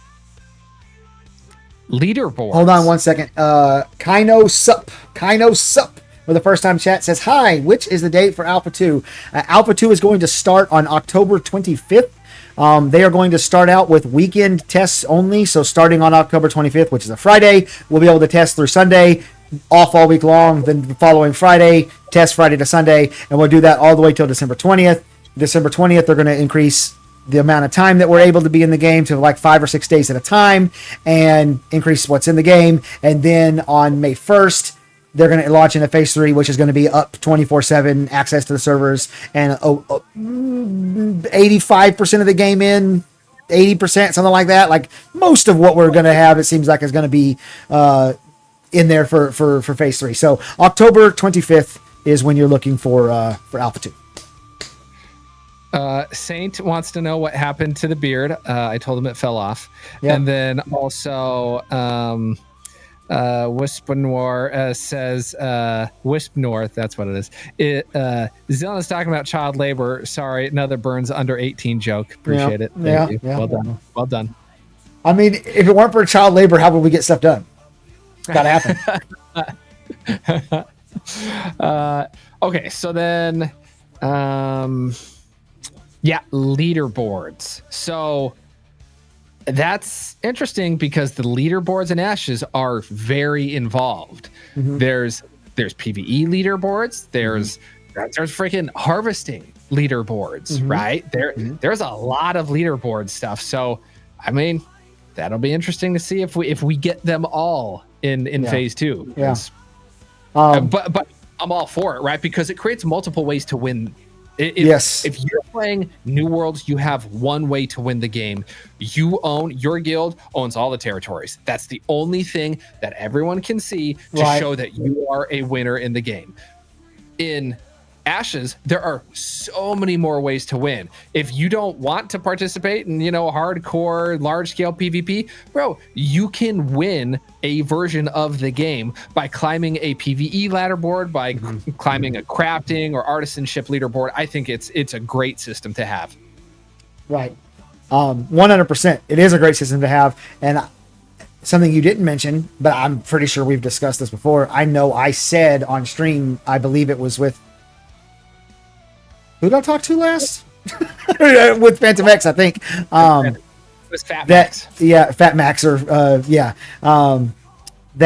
I think, and I said, matter of fact, I said this during my my season of Bespoke with you, that I think this is going to be the MMO of Gen Z.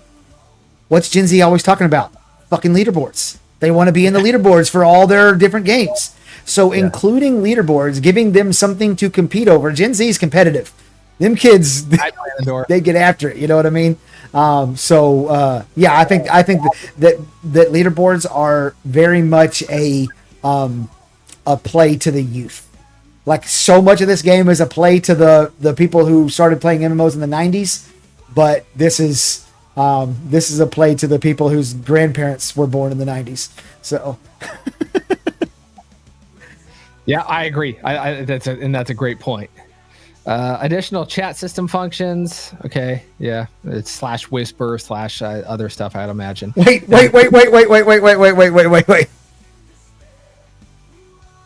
Are we in phase 2 or phase 3? This is phase 2. Okay. So we're not going to be able to whisper each other through phase 1. I mean, you might be able to, but I'm just guessing, right? This is additional chat system functions. Maybe there's like, you can fucking whisper people in Alpha 1. Oh, okay. I mean, hey, this is your testing privilege showing right now, Zillion. I mean, what testing privilege? I don't have this testing privilege that you do. So, okay. I'm just when you said whisper, I was just like, that to me that seems like MMO 101. Like, you gotta have a whisper system. Oh, sweet. Yeah, 100%. Okay, so that maybe like officer chat or something like that, or invites through chat, like that you can do commands through chat system. Okay, so then the next one is instanced housing. So that would be the apartments and inns, I believe. Yeah. I would be excited for and sit down and be just so thrilled to watch a live stream where they just talked everything about inns and taverns and how inns and taverns are going to work. Like, I would be enthralled by that. I don't plan on running an inn or a tavern. I probably won't even frequent inns and taverns, but it's still a fucking interesting topic to me how that's going to work. Hold on. Okay. Osiris the Weary just asked a very important question. Osiris. Yeah. So, Osiris, yes, that's what I said. So everyone will have a residence? Question mark. Burns? You don't have to, but if you want to be a citizen of a node, you have to have some form of housing, from what I recall. That's correct. That is correct. And there is non-instanced housing, which is going to be better than the instanced housing. Yeah. And there are a lot of benefits to being citizens of a node. You'll get a lot of passives, and the relic system will be a huge benefit to you if you have some form of housing, which makes you a citizen of a node. So anyone who wants to play the game at the best level will have some form of housing. Okay, now the question was not answered there. Will everyone have a residence?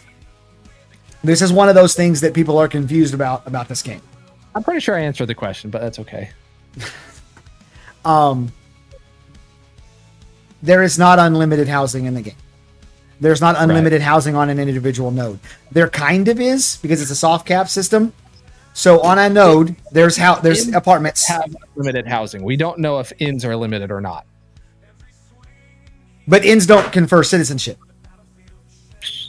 You sure about that? Pretty damn sure. Where's Galwood? Where's Galwood? Yeah, Galwood to pop in. But the node system, or the housing system, is a soft cap system. The apartments, where the mayor can choose to spend node resources to increase the amount of apartments that are available, but that is an exponential increase. Like it keeps getting harder and harder and harder and harder. And at a certain point, it is going to be far more worth it to like upgrade your blacksmith station and stuff like that, rather than spend those valuable resources, allowing 10 more citizens to become a citizen of the node or whatever. Not citizens, but 10 more people to become citizens of the node. So just FYI, it is not a situation where every single person will be able to have a house somewhere in the game, aside from inns, which I don't know if they confer citizenship, and that's a good question. Here, inns are intended to be the most accessible form of player housing. This includes the ability to claim citizenship to the node in which the inn resides. So yes. Okay, there you go. There we go. Okay, cool. So that's good. Instanced housing. So hopefully that means inns. That would be cool. And then... chat. Sorry, let's catch up on chat. I think they do. Yep. Ozajak. Yep. I'm right there with you. Instance housing. AV says instance housing. You have a free zone without getting attacked. Yes. Right. Thank you. I agree with that. Also, man, the whole PvP in every part of the city except your house. Kind of interesting concept, but I mean, that's different topic. Okay, and then also Swishavellian says, oh yeah, right, they did. Yeah, I think that was changed previously as well. Yep.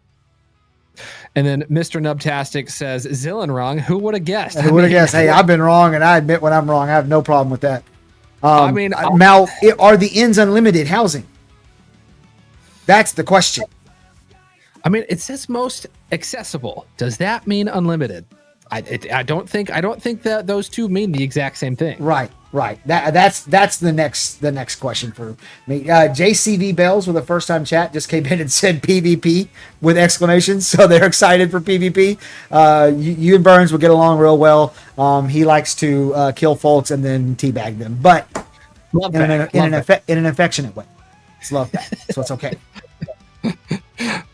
One time at the end of a New World War, we got a 50-man bag on one guy, and it was my whole army teabagged him, and it was a love bag. We love bagged him, so That's it was great. Wizzy says, "Is that a Rode mic, Zillan? If so, I just learned how to mute my mic. It is not. This is a wave 3.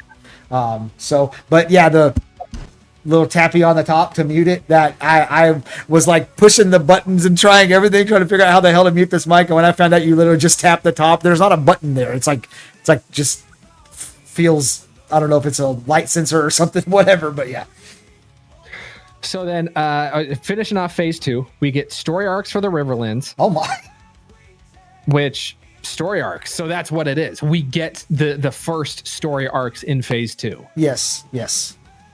Then we get, it says Sand Squall Desert, treasure maps, dynamic events, and story arcs. Okay. Dynamic world dungeons. So I guess previously the dungeons weren't dynamic. The dungeons were static then, because we have 4 dungeons and 1 big dungeon, and then Carfin. So interesting. And then, hold on. That doesn't mean that the dungeons are going to change. They may be adding new dungeons that are dynamic. True. Yep. Because I don't think that Carfin is designed to change. But it does. It changes based on story arcs. I mean, I guess that's true. So yeah, you're right. Who knows? It could be adding dynamic dungeons, or it could be making the ones that already exist change more. Yeah, because of the story arc system. Yeah. I think it's adding more is my guess. Okay, so then NPC ambient behavior, right? Like the spider that when you get close to it, it starts doing this and kind of attack you. Well, and there that also includes the villagers, like positive NPCs or friendly NPCs, like people walking around the town. They're washing their clothes and all that sort of thing, like making the town feel alive instead of everybody just standing in one spot. Imagine what. The Applesmith? Yeah. Yeah.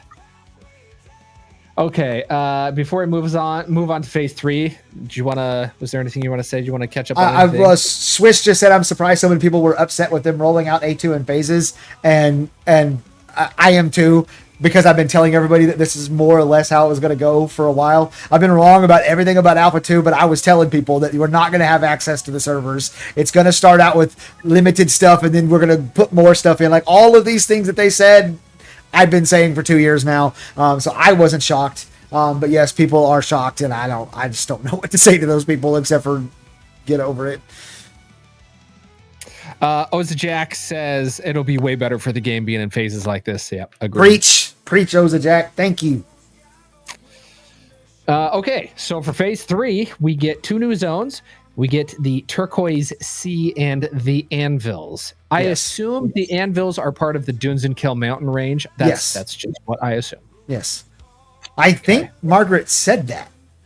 Oh, did she? I know she said it was mountains, but I think she said the Dunes and Kill mountains. Okay. I think. All right. Do you see how I don't believe you? I keep looking at chat. I'm like, Zillion. Yeah, because chat will tell me if I'm wrong. And I love that. Honestly, I love that. It's the wisdom of the crowd, man. Can't beat it. Yep. She said no, she just said mountains, and she said dwarves. Maybe that's what she said, dwarves. Maybe she said dwarven mountains or something about dwarves. Okay. Which would make sense. Yeah. Okay, so then in terms of nodes, then we get up to the 5th level of node, which is great. We get to see the military and divine election types. Okay. So then that gives us... Oh, but it doesn't give us the religious ones still. Okay, interesting. Wait, so that's... You just said divine. Oh, I'm sorry. No, there it is. Okay, yep. Let's check chat to see if you're wrong real fast here.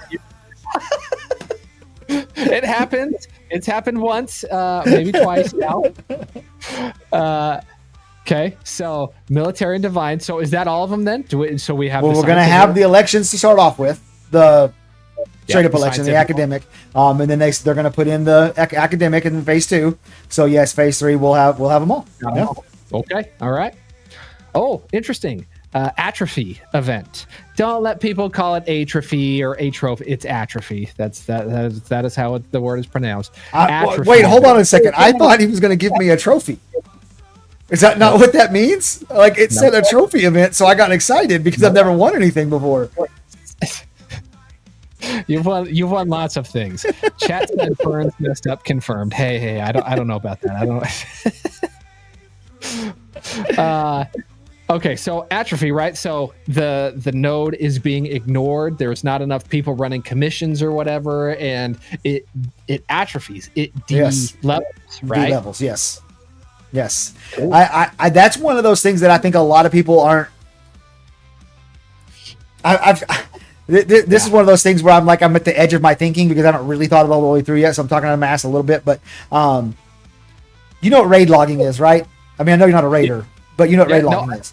Yeah, so you log in Wednesday night to do the raid and then not again. And then not again. Yes, you only log in on Wednesday at 8 o'clock to do the raid and that's it. Or Wednesday and Thursday at 8 to do the raid and that's it. You don't participate in any of the rest of the game.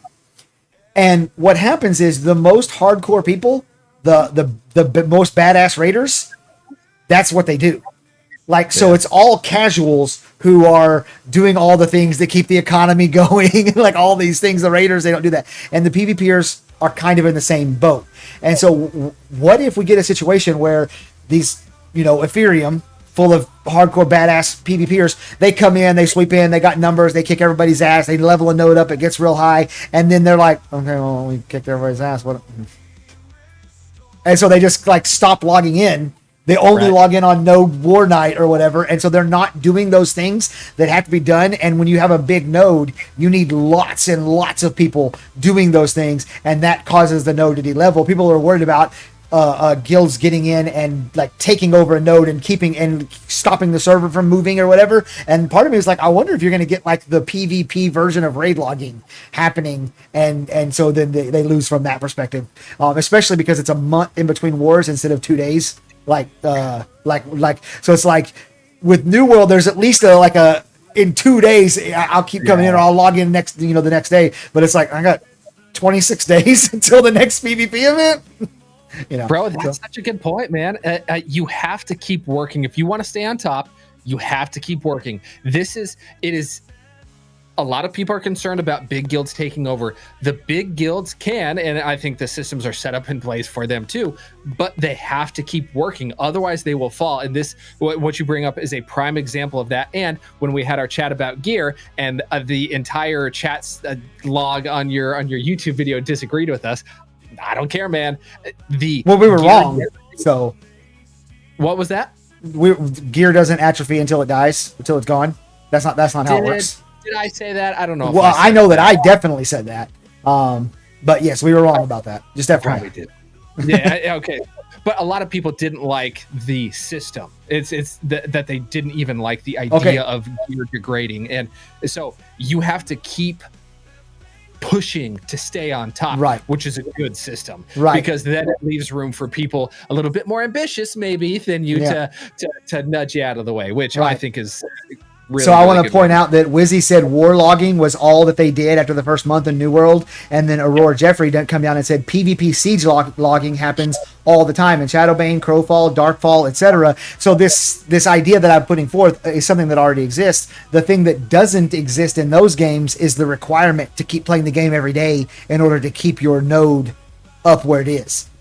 So like if people are going to PvP, if people are going to siege log, as they're calling it, or war log, that's going to be a problem for because you got to think about it. It's going to take big guilds, like hundreds of players, in order to successfully defend stage 6 nodes, big massive nodes. And so if you have hundreds of players who are not logging in and like doing quests and doing commissions and bringing in gatherables and all that stuff throughout the week or the month, that's going to hit your atrophy. It's going to hurt bad. So I don't know. It's just an idea. Leto Loves 42 says, I'm a longtime RPG player and so excited for the new storyline and lore. I get excited knowing Steven was also a longtime RPG player and also a dungeon master. I know the story will be sick. Yeah, indeed.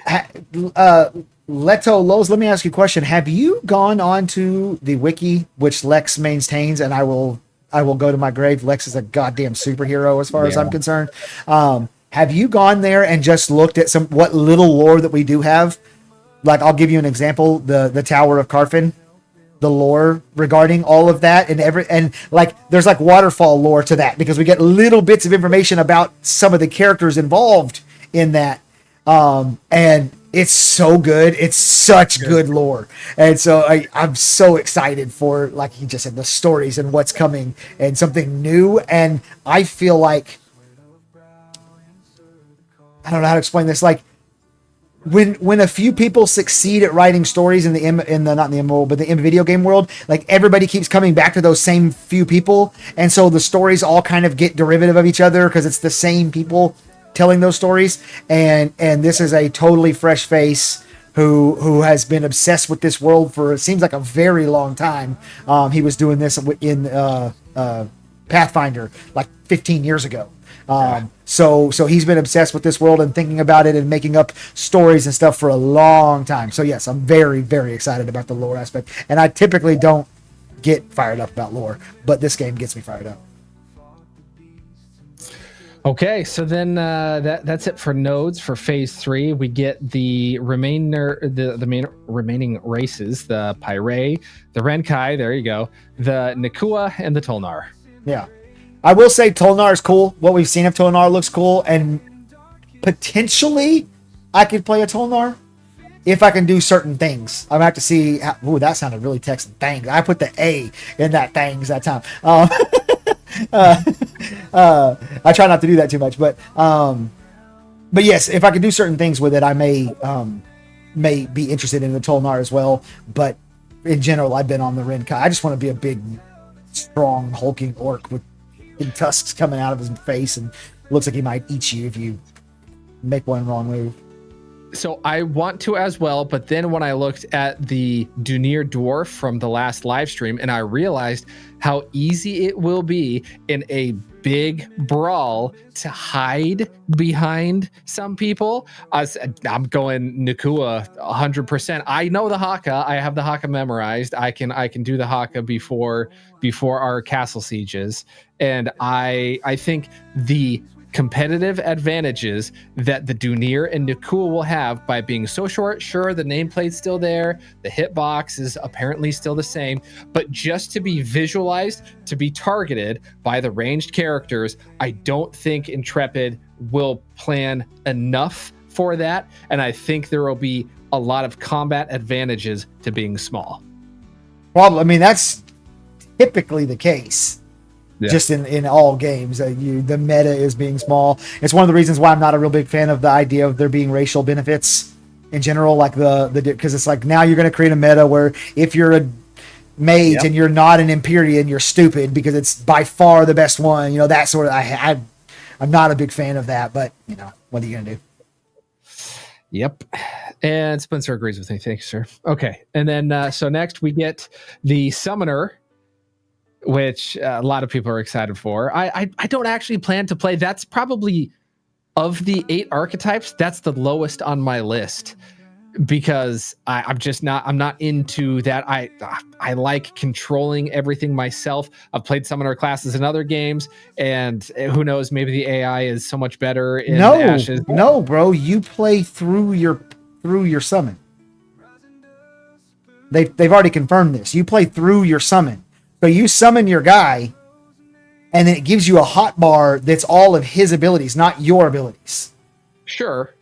Now, I don't know if when you move, do you move your guy or do you move the summon? That's a different question, and I don't know the answer to that. Summon is going to move. I would put money that the summon is going to move, and you are the summoner, and you're still moving that guy around while your summons run around and do stuff. Yeah.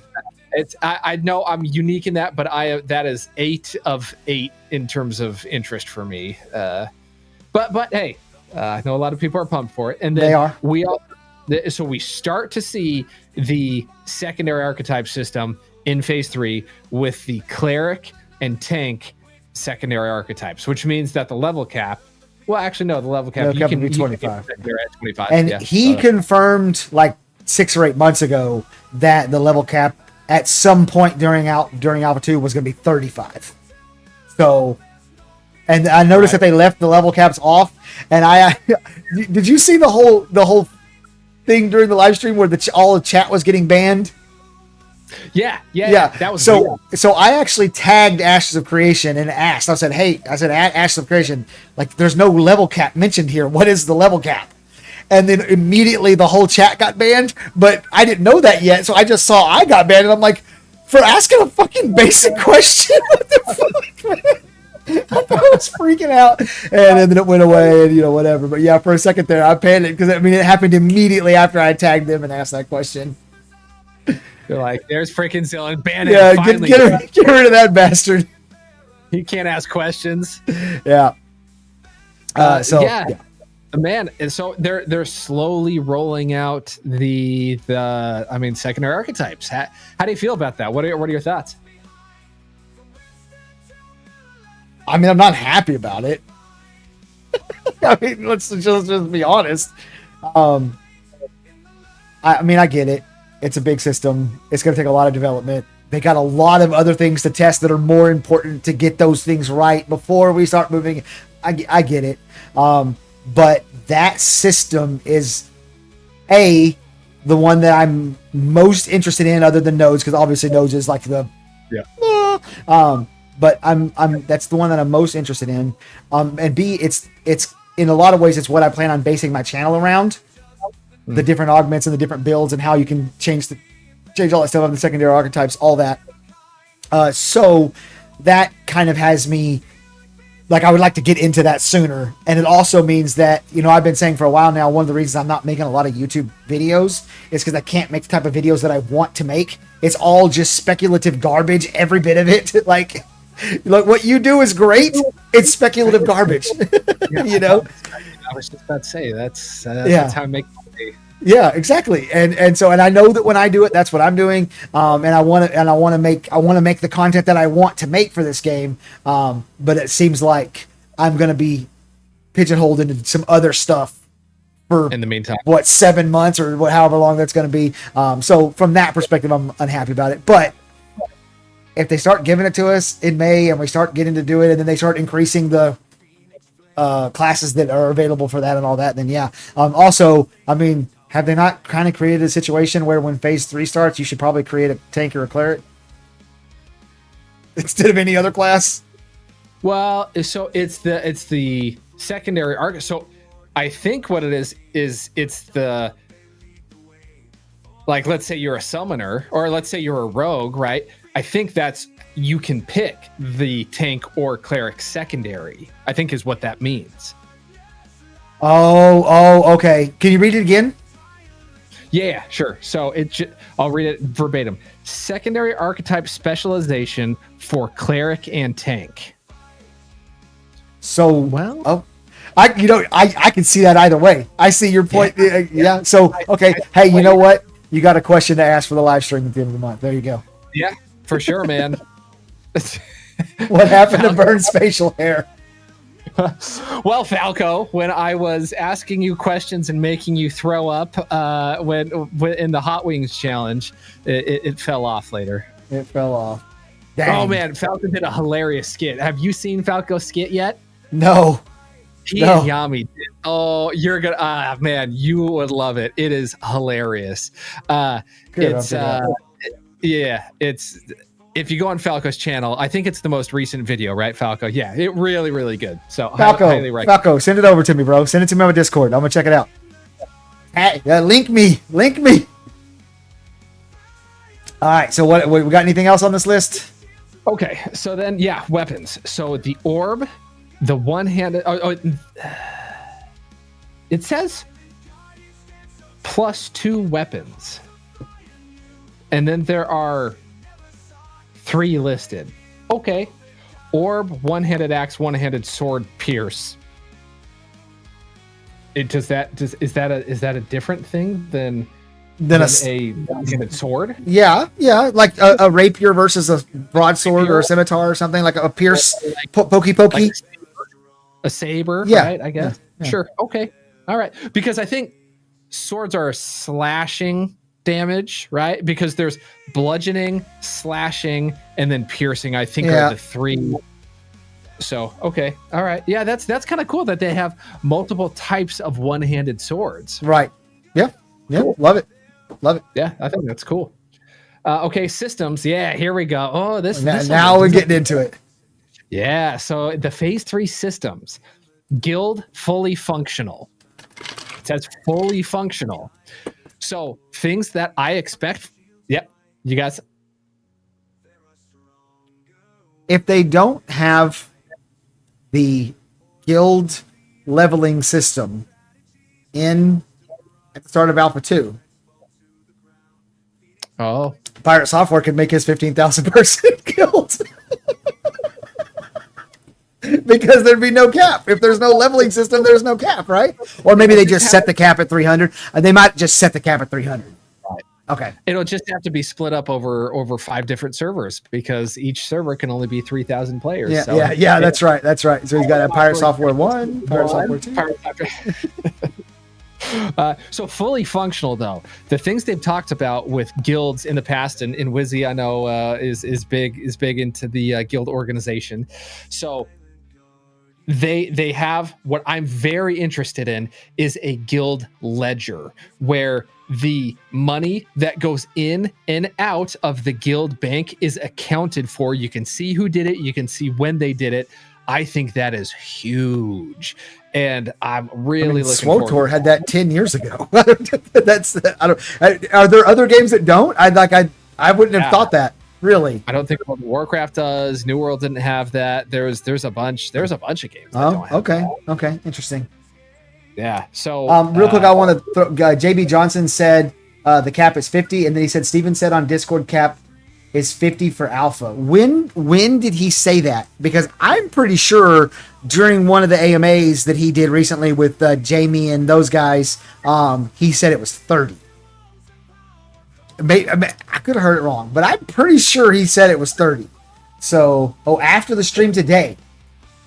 There you go. Who cares what he said 6 months ago? 50. Oh, after the stream okay, yeah, because he must have popped into Discord. Cool. Nice. Okay, and then the next one, which I also really like, Guild Freeholds.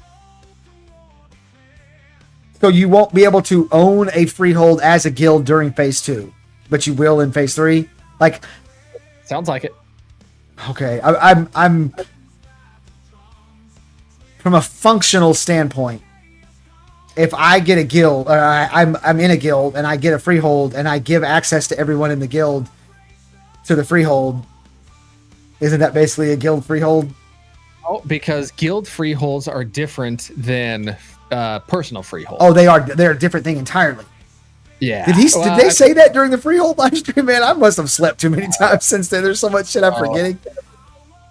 Yeah, guild freeholds. Guild freeholds. It's consists of a central guild hall surrounded by multiple expandable plots. Guild members that are authorized by the guild master or delegated official may utilize these plots to place freehold farms, taverns, or other guild amenities. Other guild amenities. That's interesting. A guild freehold is separate from a normal freehold. Okay, good. And Organized Chaos, go and get us one. Yeah. Patron guilds of a node can place their guild freehold in the node, and that also has special benefits and stuff associated with it. Okay.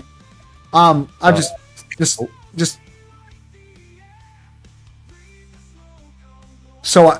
we've already established that I have testing privilege. I was in Alpha 1, right? And I actually made a video where I just walked around and explored the different nodes. Not all the nodes were exactly the same, except for we had a Empyrean, elf one, and a dwarf one, and a human one. We had different racial, so I just explored them all. How many patron guilds can there be for a node? It's 4, right? I think it's 3 in a metropolis. Okay. Freeholds are pretty big. Like the freeholds that they showed on stream, for personal ones, like maybe 2 or 3 of them was the size of an entire node in Alpha 1. So I'm going to say if 3 guilds can have a guild freehold on the node, the nodes are going to be massive. The nodes are going to be massive. Like there's no, you know what I mean? Those okay. The footprint would be pretty huge. Yeah, I'm just like comparing my Alpha 1 notes with what you're saying now, and I'm going, hold on a second. I had no idea that you could have 3 nodes, 3 freeholds on the node. That's very interesting. Very, very interesting. Yeah, and I think these in node guild halls, I think they'll be different. It's going to be quite a bit different from what I understand. Okay, so then castle sieges, yes, that's my jam right there. I'm really looking forward to that. Yep. And just another plug for capped castle sieges, where it's not free for all, where 1 million people can show up and that's what it's going to be. I too am optimistic. Yeah. So let me tell you a little castle siege story. You'll like this. Yeah. Now, there have been rumors floating around for several years now that I have heard. Different people have come to me and said it. Now, the fact that different people that are seemingly unconnected have said this to me, it's like individually from one another, doesn't really mean a lot in a community as insular as Ashes of Creation, because it's like everybody talks, so whatever. But there have been rumors that Intrepid doesn't like me personally. Like that's been out there for a long time. I will tell you that I think if that rumor's true, if it's true, and I don't know if it's true, I'll tell you what probably did it. So we were doing the pre-Alpha 1 testing, and they released the verbal portion of the NDA for the pre-Alpha 1 testing. So they said, you can't show videos, you can't show pictures, but you can talk about your experiences during Alpha 1. So a part of how I grew my channel was literally every day, as soon as the test ended, I would turn on my camera and just start talking and be like, this is what I experienced today. This is what it felt like. This is what I saw, and I just, whatever. Well, one night I'm sitting here, I'm just hanging out. We've already tested. I've already made my video. I've already uploaded my video. Like I'm reacting to comments in my video, and I get a message from Samerk which is hard. It's weird to even say that name now because he's just so far disconnected from Ashes. But at the time, he was like really in it, and he's like, "Hey man," he was like, "Hey man, we need more testers for this Castle Siege test. Can you jump in and test with us?" And I'm like, "Yeah, absolutely." So I jump in, and there's like 250 people in one Discord channel. Samurg is leading the defenders, which I'm with Samurg and the defenders. DA is leading the offense. And we do a Castle Siege test, and it was really funny, and it was a good time. And you had to get into the throne room and channel the throne room in order to win. And Steven turned on invincibility and was running into the throne room and was going to go win for his side. And all the tanks started coordinating our grapples, and we kept pulling him away from the throne, and we would not let him channel the throne. And we ran the timeout till we finally won by just grappling Steven away from the throne. And so, not thinking about what had just happened, and then I got invited to like a different test than the Alpha 1 testing. I turned on my camera and made a video about how awesome this Siege test that I just did was, and uploaded it to the internet. And Margaret actually commented on it. They actually had a live stream the next day, and Margaret commented, and she was like, "Yeah, some guy was there and made a video about it online." So if it's true that Intrepid don't like me, that might be why.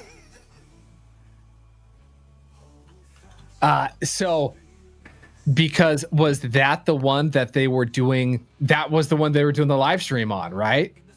Yes. The next day it was. That was the castle. Oh, dude, that's hilarious. Yeah. Yeah. So I might have technically broken their NDA because it was like a separate thing, you know?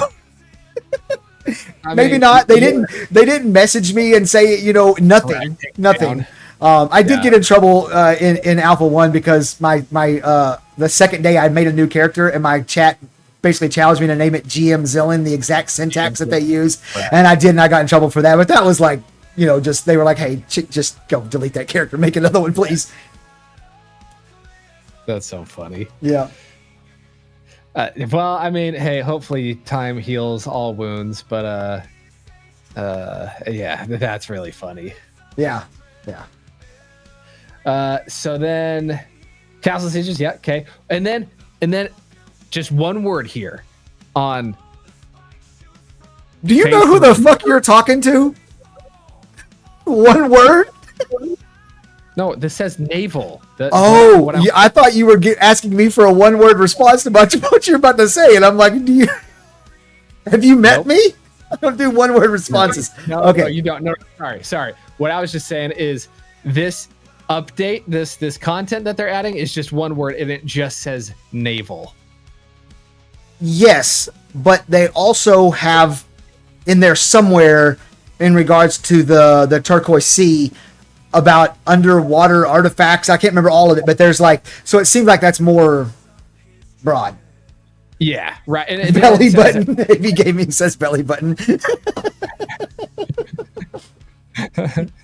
The naval. Naval. The naval. So aquatic mounts, underwater combat. Let's see. Yeah, and I guess that's it for water stuff. Okay. Are you into water stuff? I mean, probably. I think. I mean, is that an invitation? That sounds like a proposition, Dylan. I mean, if you can get to Texas, homie. Am I into water stuff? That has a lot of implications. Whisper says sings in the Navy.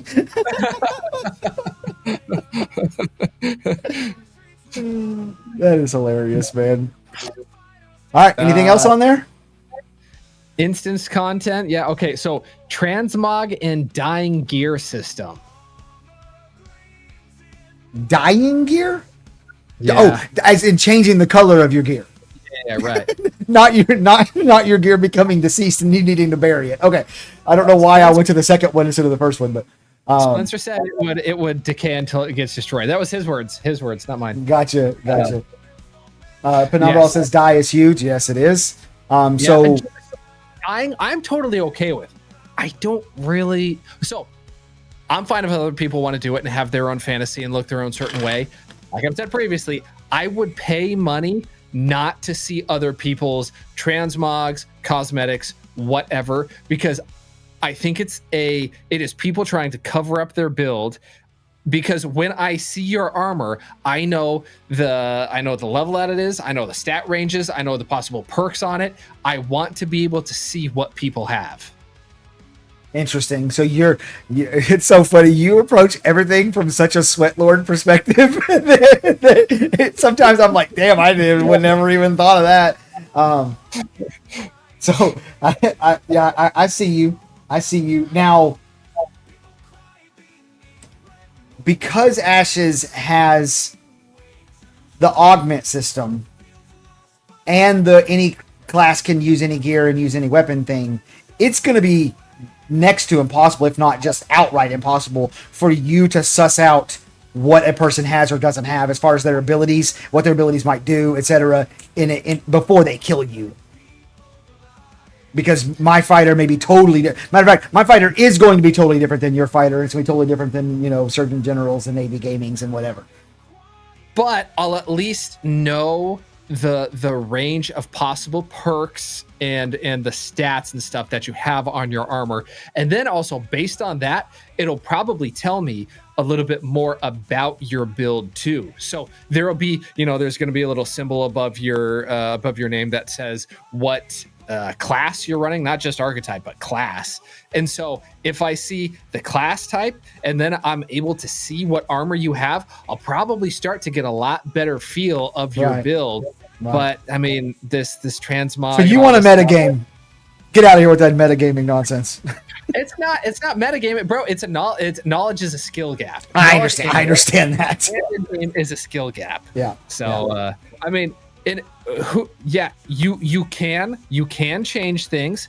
There, from what I understand, there might be a physical difference when you enchant something, and so being able to also see the physical difference of something being enchanted, we don't know, Penumbral, that things will be. Okay. So for example, let's go for what we know. So remember in the like Moonblade or whatever that they made, the Night Opal, the thing, right? When they changed one of the items in there, it changed it from, plus crit damage to whatever. It was some other, but you still know the range that it fit in. Right. So you still know it's whatever percent, it is a possibility because the recipes will only allow for certain things. No, you got to think about the enchanting system, which is going to add stats, and the gemming and socketing system that we talked about earlier that he talked about was going to add stats. You still get to know the range. You still know what is possible based on those things. I mean, if you wear cosmetics, bro, you can go from a heavy armor look to a cloth. Not with Ash's system. You cannot with Ash's system. They've talked about you will only be able to apply cosmetics to the specific stuff that it gets applied to. They've talked about tiers that way. They haven't talked about the actual material itself. I think that they have. I'm not sure about that. That's a good question to ask. That's a good question to ask for for the AMA that they do it right because there have been some somewhat conflicting statements, and I know it is guaranteed tier, but the question is, and if someone in chat has a quote from the wiki or whatever, I'd be happy to change my mind. I've looked over it several times because this is a sticking point of mine. A lot of times cosmetics are used to conceal your build, yes, and even your armor type. Right. The reason why Steven then, when that was brought up to him, he said, oh no, but there's a buff that you can highlight over on someone and it'll tell you how good their gear is. It'll say like what range of rarity it is. And then also the type that it is. Is it plate? Is it leather? Is it cloth?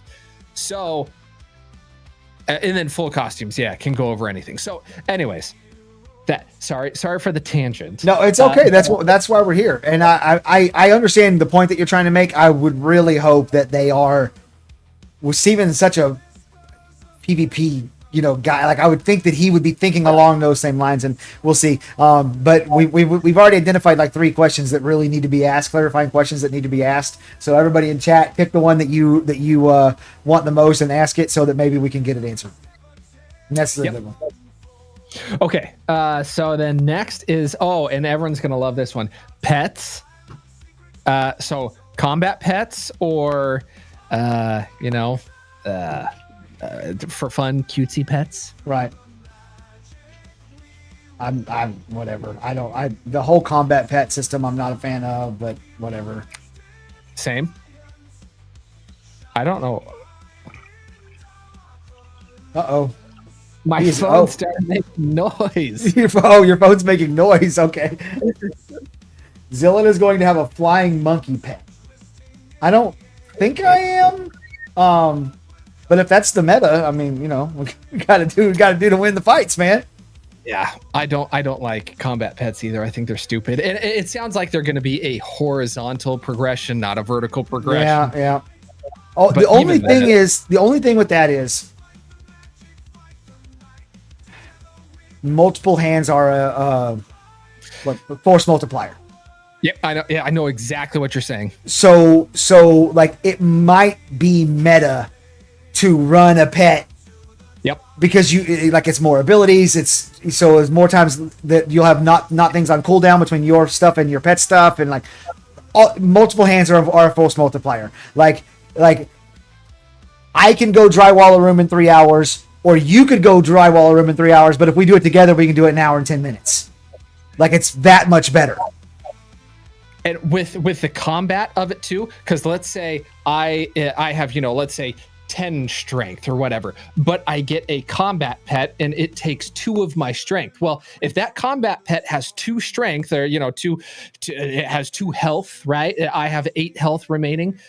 When you're attacking it, you will do a spell that will do more damage to kill it than it has HP. At the end, there will be wasted damage on that. Right. And as opposed to if it were all on me, and then also the time it takes to target from a pet to the person, I think they're going to have to make it where it's not just, I'm 8 and the pet is 2. I'm 7 and the pet is 2, right? If you want to actually account for that. Okay. Boy, you are again you are hanging out with the Sweat Lords. Y'all are like buddies. Y'all go to like country clubs together and stuff. I mean, country clubs. I'm just saying, y'all are buddies. Y'all hang out all the time. You and the Sweat Lords, like that's the way you see things. No, that's okay.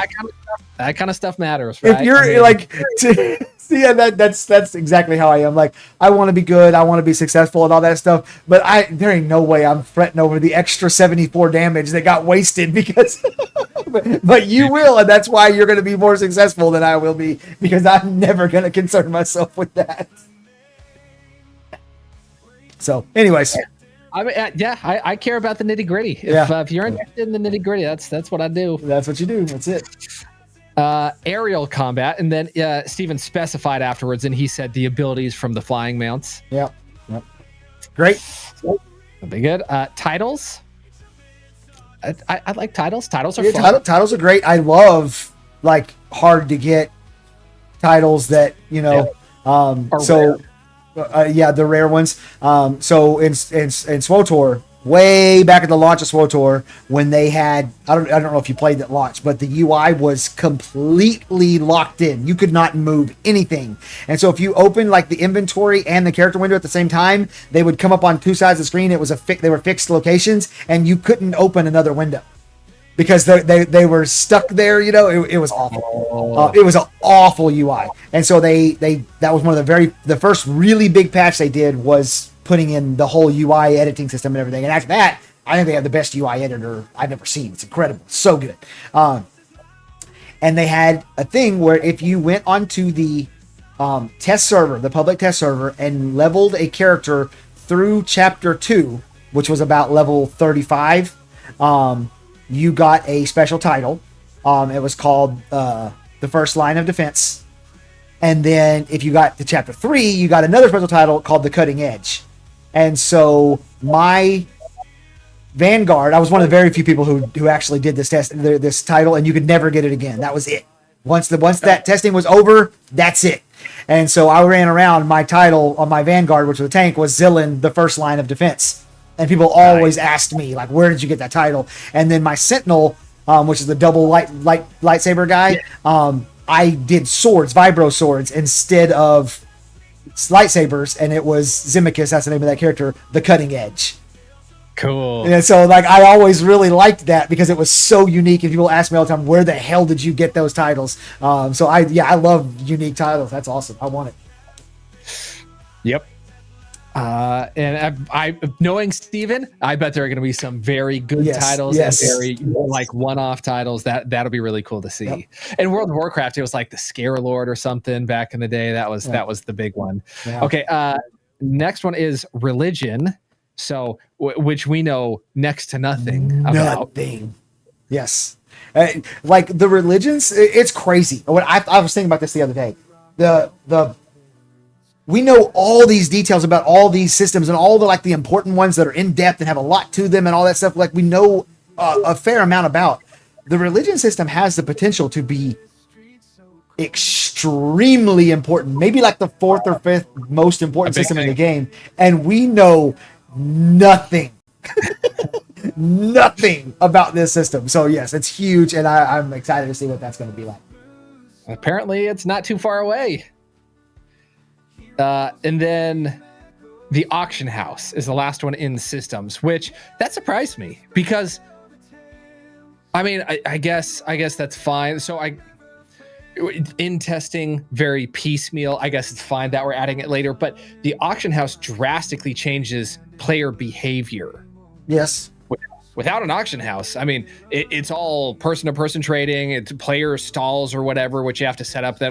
That's not going to be the same effectiveness to try to sell your wares. So having auction houses, I think that's going to be huge. And I'm surprised that's a phase 3 thing. I mean, so Josh Wyatt, who I assume comments on your stuff, but he hangs out my streams a lot, comments on all my YouTube videos and stuff. He was in my stream earlier today, and his concern was there not being an auction house early on. That this was before we even knew, before the stream happened. And he was talking about this exact thing. I want you to go back to phase 1. Go back to the phase 1 thing. Yep. And it says somewhere in there about a dynamic player economy or something like that. Do you see that in there? It says player trading. I swear there's something in there about some kind of a dynamic player economy, something. What do I know? Let's see if we can find it. I know everybody was putting those things in my my Discord. Oh, maybe they didn't put that one though. No, nothing in there. I'm looking. I mean, there's a lot on this phase 1. Yeah. Well, either way, I thought I remember when I saw it, I was like, immediately kind of like, okay, so they have something in mind for like gameplay loops and economy to like keep the economy going even as far back as phase 1, because we know we're not getting the auction house until phase 3. I think they have something in mind. I don't know what it's going to be, but yeah. Yeah, I still think, I mean, they add that in and the player behavior changes drastically. It's crazy that it's not in there previously. Yes. It's very crazy. So, yeah. I mean, okay. All right. And then the last section right there, castles are added in, which can't have castle sieges without castles. So exactly. Yep. The Turquoise Sea treasure maps, dynamic events, unique story arcs. Yep. And then dynamic world dungeons again is what it says there. So right. Yeah, okay. Okay. So that's it. That's everything from all the phases. That is it. Okay. That Falco says, "Where's the Turquoise Sea? I don't see it on the map." I think the turquoise sea is going to be the sea between the two continents. We're not going to be testing it exactly in that form, obviously, because we're not going to have the whole map. But that's what I thought, especially because he's talking about. You know what? I don't ignore me. I don't know. Answer my question. I don't know. Yeah, I have no idea. So, no, that's interesting. So, the last thing that needs to be talked about: the price of Alpha 2 and those 3 packages. Can I tell you my opinion and then I'll tell you your opinion? Yeah, tell me my opinion, man, but I want to hear yours first. I mean, I'm fine with it. I don't. 120. That was honestly a little higher than I was expecting. Same for the first wave, and the only thing that I don't really care too much about the price. The one thing that I thought was good about it was that it is for the third. It starts the third week of testing, which I was awesome with, because it's like, hey, you have people that spent $250.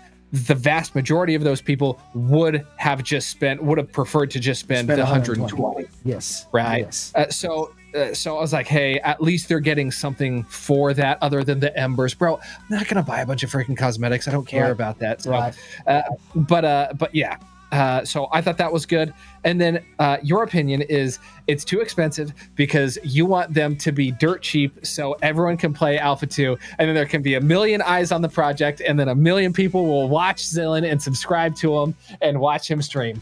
I mean, that is my opinion just in general, but I do have a broader opinion than that when it comes, now that we've actually seen the prices. In general, I think what you're saying is right. I was saying before the stream, in my earlier stream today, that I was saying they almost have to stagger the release, the launches for those key, like have those guys a little later. You got to throw some kind of a bone to the people that spent $250. So now they're going to have a few more weeks of getting in there earlier. So okay, great. The only thing that I really have that's just weird to me is the differences in the price. Like, if you're gonna spend the 100, why not just spend the 120? Like, if you're gonna break off $100 bill, just throw another 20 on it. Like, to me, the differences, like, it needs to be like 120, and then if you're not gonna start until 2 weeks after phase 2, it's 80, and then 60 if you're gonna wait all the way until May of next year at the earliest.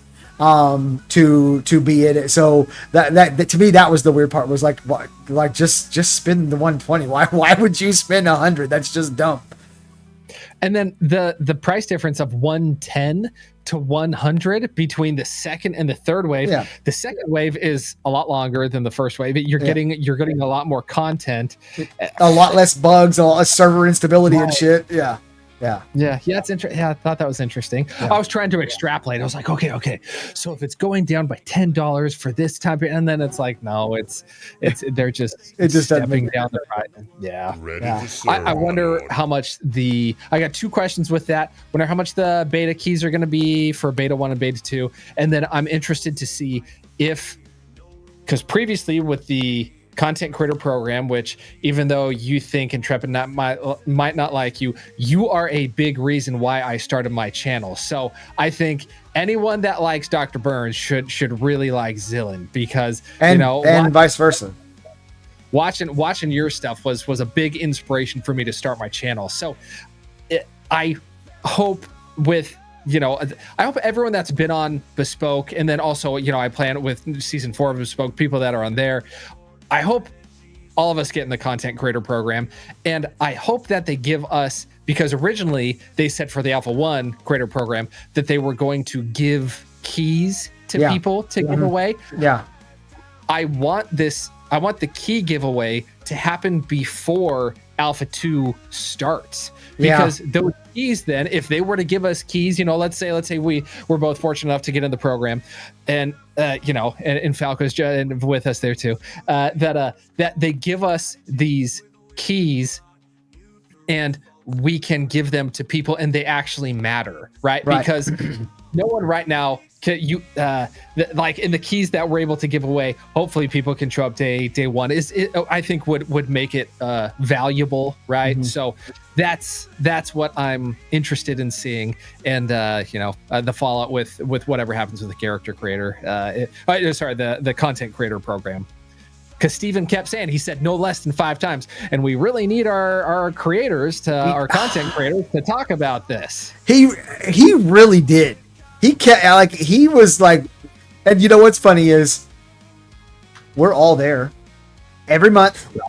The entire slew of people that that make Ashes content, and a whole bunch that you don't know because they don't get as many views. They're there, they're listening, they're taking their cues from Steven. I've even thought about how to, because I had the test immediately after, I couldn't go make a video. Like Nice, for example, who's not in the testing, already put out a video.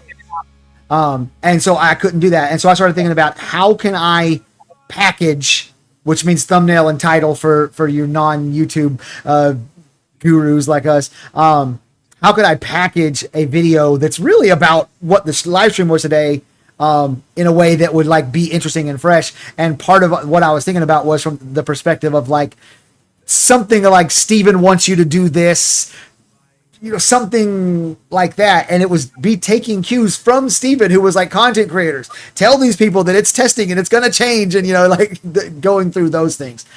So yeah, no, he definitely was like very much the content creator.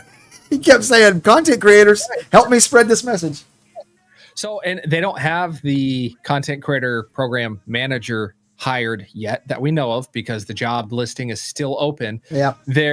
I sent that job listing to a guy who I know was the content creator guy for AGS, but his idea of what it should be and AGS's idea conflicted. Okay. And anyone whose ideas conflict with AGS, come on. Come hang out. So I shot him a tweet and I shot him the link, and then he followed me on Twitter, and I said, okay, cool. I mean, hopefully they get that sorted, because it'd be nice to have sooner rather than later to kind of figure out what if there are expectations, what they are, and how that'll all work. Right. The whole thing is such a up in the air. I remember like 2.5, 3 years ago, they did that thing where they said they were going to have like a main content creator program and a boot camp program. And then, Jalon like went on an epic shitstorm pissing match on his fucking stream and talking about how stupid that is, and Intrepid don't need to be telling people how to make content, and then they that just disappeared. They have never mentioned that boot camp ever again after that, and I'm like, is that still a thing? We don't know. So that whole thing is very strange. Ozajak asked, what would you recommend to anyone interested in becoming an Ashes content creator? Where to start? I would say download. I use DaVinci Resolve. I think it's probably easiest. I mean, for me at least, to figure out. So you just mess around with that, and you can just talk. The easiest thing to do is you use Be Real from Ash's live streams, right? You just put it on there. You have the live stream stuff playing, and you can talk. That's what my first few videos were. And then I realized, hey, this was just, I can improve so much from here, but it was good to at least get those first few videos out and then figure out where to change, and you find your groove. Zillan, for example, has best in slot commentary on things. If you are lacking for a good take on something, you go to Zillan because he's got the best takes on stuff. I try to be the analysis guy. If you're looking for a good analysis on stuff, hopefully my stuff is good enough there. But and everyone kind of settles into their niche. I think Tangents of Creation, they have a super entertaining podcast and stuff. So everyone's kind of finding their niche. Ozachek said, been following for years, and they both make great content. I appreciate that, and I know Burns does as well. I would say, yeah, you are coming up on a year. It's true. I would say I love that he mentioned DaVinci Resolve. So in general, what I would say is don't spend money. DaVinci Resolve is free. There are certain things it can't do or are more difficult to do than Adobe Premiere, but nothing that you're going to be doing your first 20 videos anyways. Probably not your first 150 videos. DaVinci Resolve is just fine and it's free. GIMP I still use the free version. What? I still use the free version. I still use the free version. Yeah, absolutely. GIMP is free, and Canva is kind of free. Like you can use GIMP or Canva to make your thumbnails. It's just fine. You can. There's an app called Droid Cam, and there's one called Apple Cam, and it turns your cell phone into a webcam. And your cell phone probably has a better camera on it than if you have a cheap webcam. So get that. Use that as your camera. Use your headset microphone. Like all that stuff. Use as cheap as stuff as you possibly can. People don't know this, but my lighting is those silver lights that your dad yelled at you because you held them wrong. You know, the big silver cone with the. I have 2 of those up here, and then I put wax paper over them to diffuse the light. Like I literally have wax paper as diffusers. So I think I paid $13 for those two cameras. Do it as cheap as you possibly can. That way, and so like it's ridiculous how cheap my setup is, and it looks good. Like you wouldn't think I have some cheap ass setup, but it actually is pretty cheap. And the only other advice that I give, and I give this to everybody, Burns has heard me give this spiel before. Probably half people listening right now have heard me give this spiel before. The packaging of your videos is everything. It's everything. If you can't get people to click on your video, it does not matter how incredible your video. The YouTube graveyard is full to the brim with tens upon tens upon tens of millions of awesome videos made by really talented people that nobody ever fucking watched because those people stood on principle and said, I will never clickbait, I will never sensationalize, I will never, mislead in the slightest little bit. I'm going to have the most boring titles that have ever existed, and nobody's going to watch your videos. You have to play the game that's in front of you, not the game that you wish was in front of you, basically. So when do it cheaply to get started, because if you're going to do it, now's the time. And thumbnails and titles are everything. You've got to get people to watch your videos. That's my spiel on that. I agree. Like if you are making the content, and that was a big thing that I learned from Zillan was it's a game, Yep. So my botting video, for example, Ashes of Creation has not solved botting. Correct. But I don't say in the video that they have. I say that they're mitigating botting. But it is, unfortunately, you have to be a little bit sensational with stuff in order for people to click on it. And then what you're doing is good. I believe spreading the good word of Ashes is a positive endeavor because Intrepid is doing something unique. They're doing something worth making videos about. Zillan has said this, I think very well, that he doesn't want to be a content creator. He wants to be a Ashes creator. Yes. Because other companies, EA is not worth making videos for. Correct. Intrepid is doing something unique and special that it is worth making videos for. So don't feel bad if you feel, I have to use a little bit of clickbait to try to reel in audience, because what you're doing is a good thing overall. Spreading the good word of Ashes, informing people, because there are way more videos out there from gigantic creators, Lucky Ghost, a bunch of other people that hate the idea of Ashes of Creation and actively say things that they likely know to be incorrect, but it's sensational and it gets views and it grows their channel. And so being an Ashes, have to counter that. Exactly. That's and so you growing your channel helps you have a louder voice to counter stuff like that. Yes. So don't feel bad doing that. And I would follow Zillan's example of using it's not quite clickbait because it is. I have never had a title where I didn't talk about what's in the title. Never. Exactly. Right.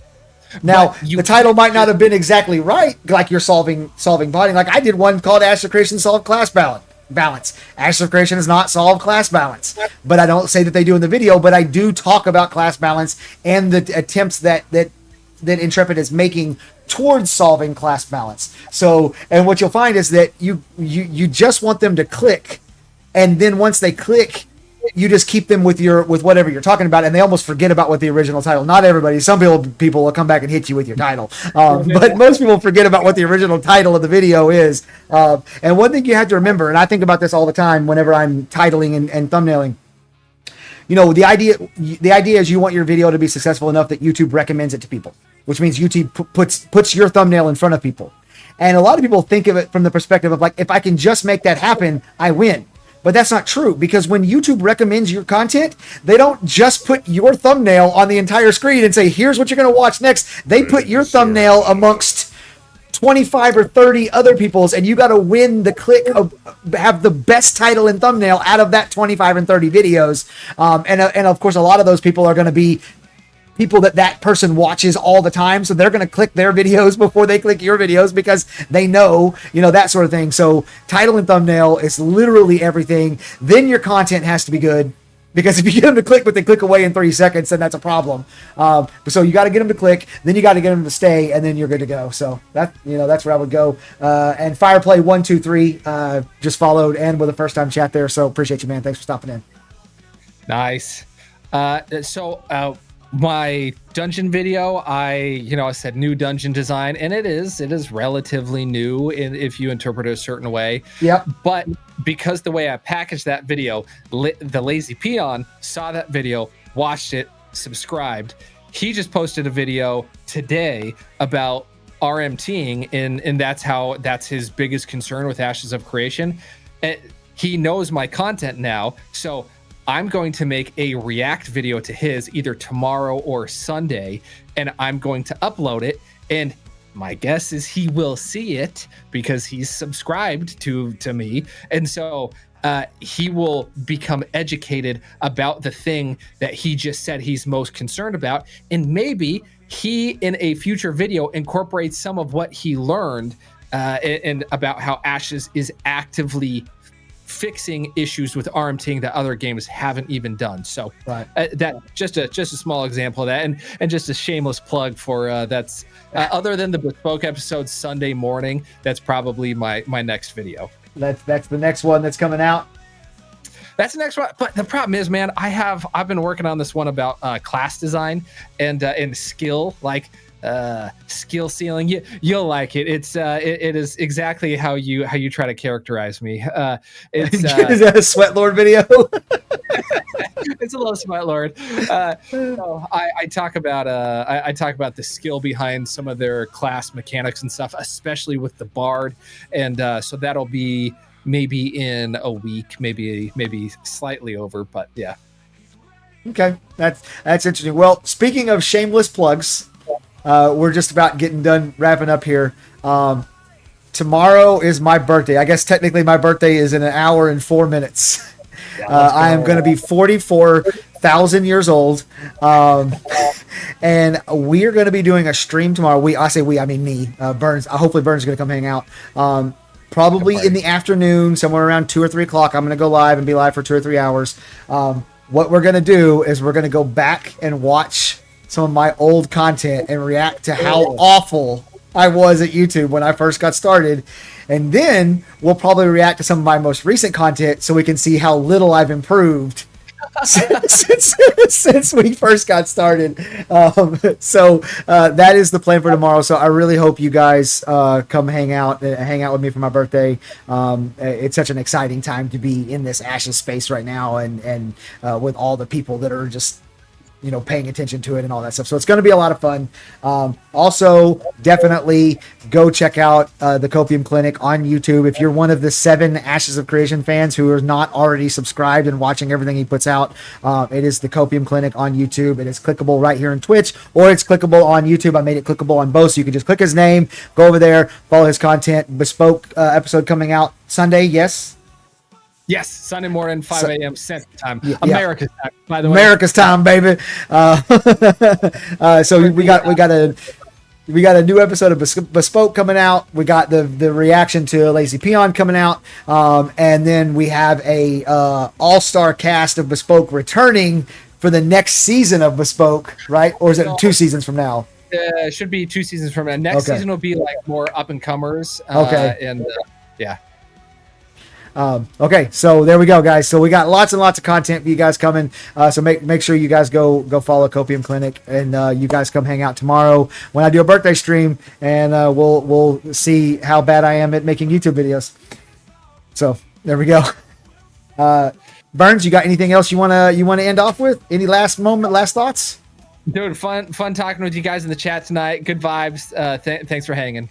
Yeah, there we go. That's it. I appreciate all you guys. You know what? I believe Droog is on right now, and he's not playing Ashes right now, but he is an Ashes content creator. So let's go over there and raid him up. He's playing a little Diablo 4. It's a lot of fun tonight, guys. And Burns, dude, thank you for coming and talking with me. It's been awesome. All right, we got 3 seconds. All right, guys, starting the raid. Y'all have a good night. See y'all tomorrow. You'll just see a caravan going down the road, and you can ambush it.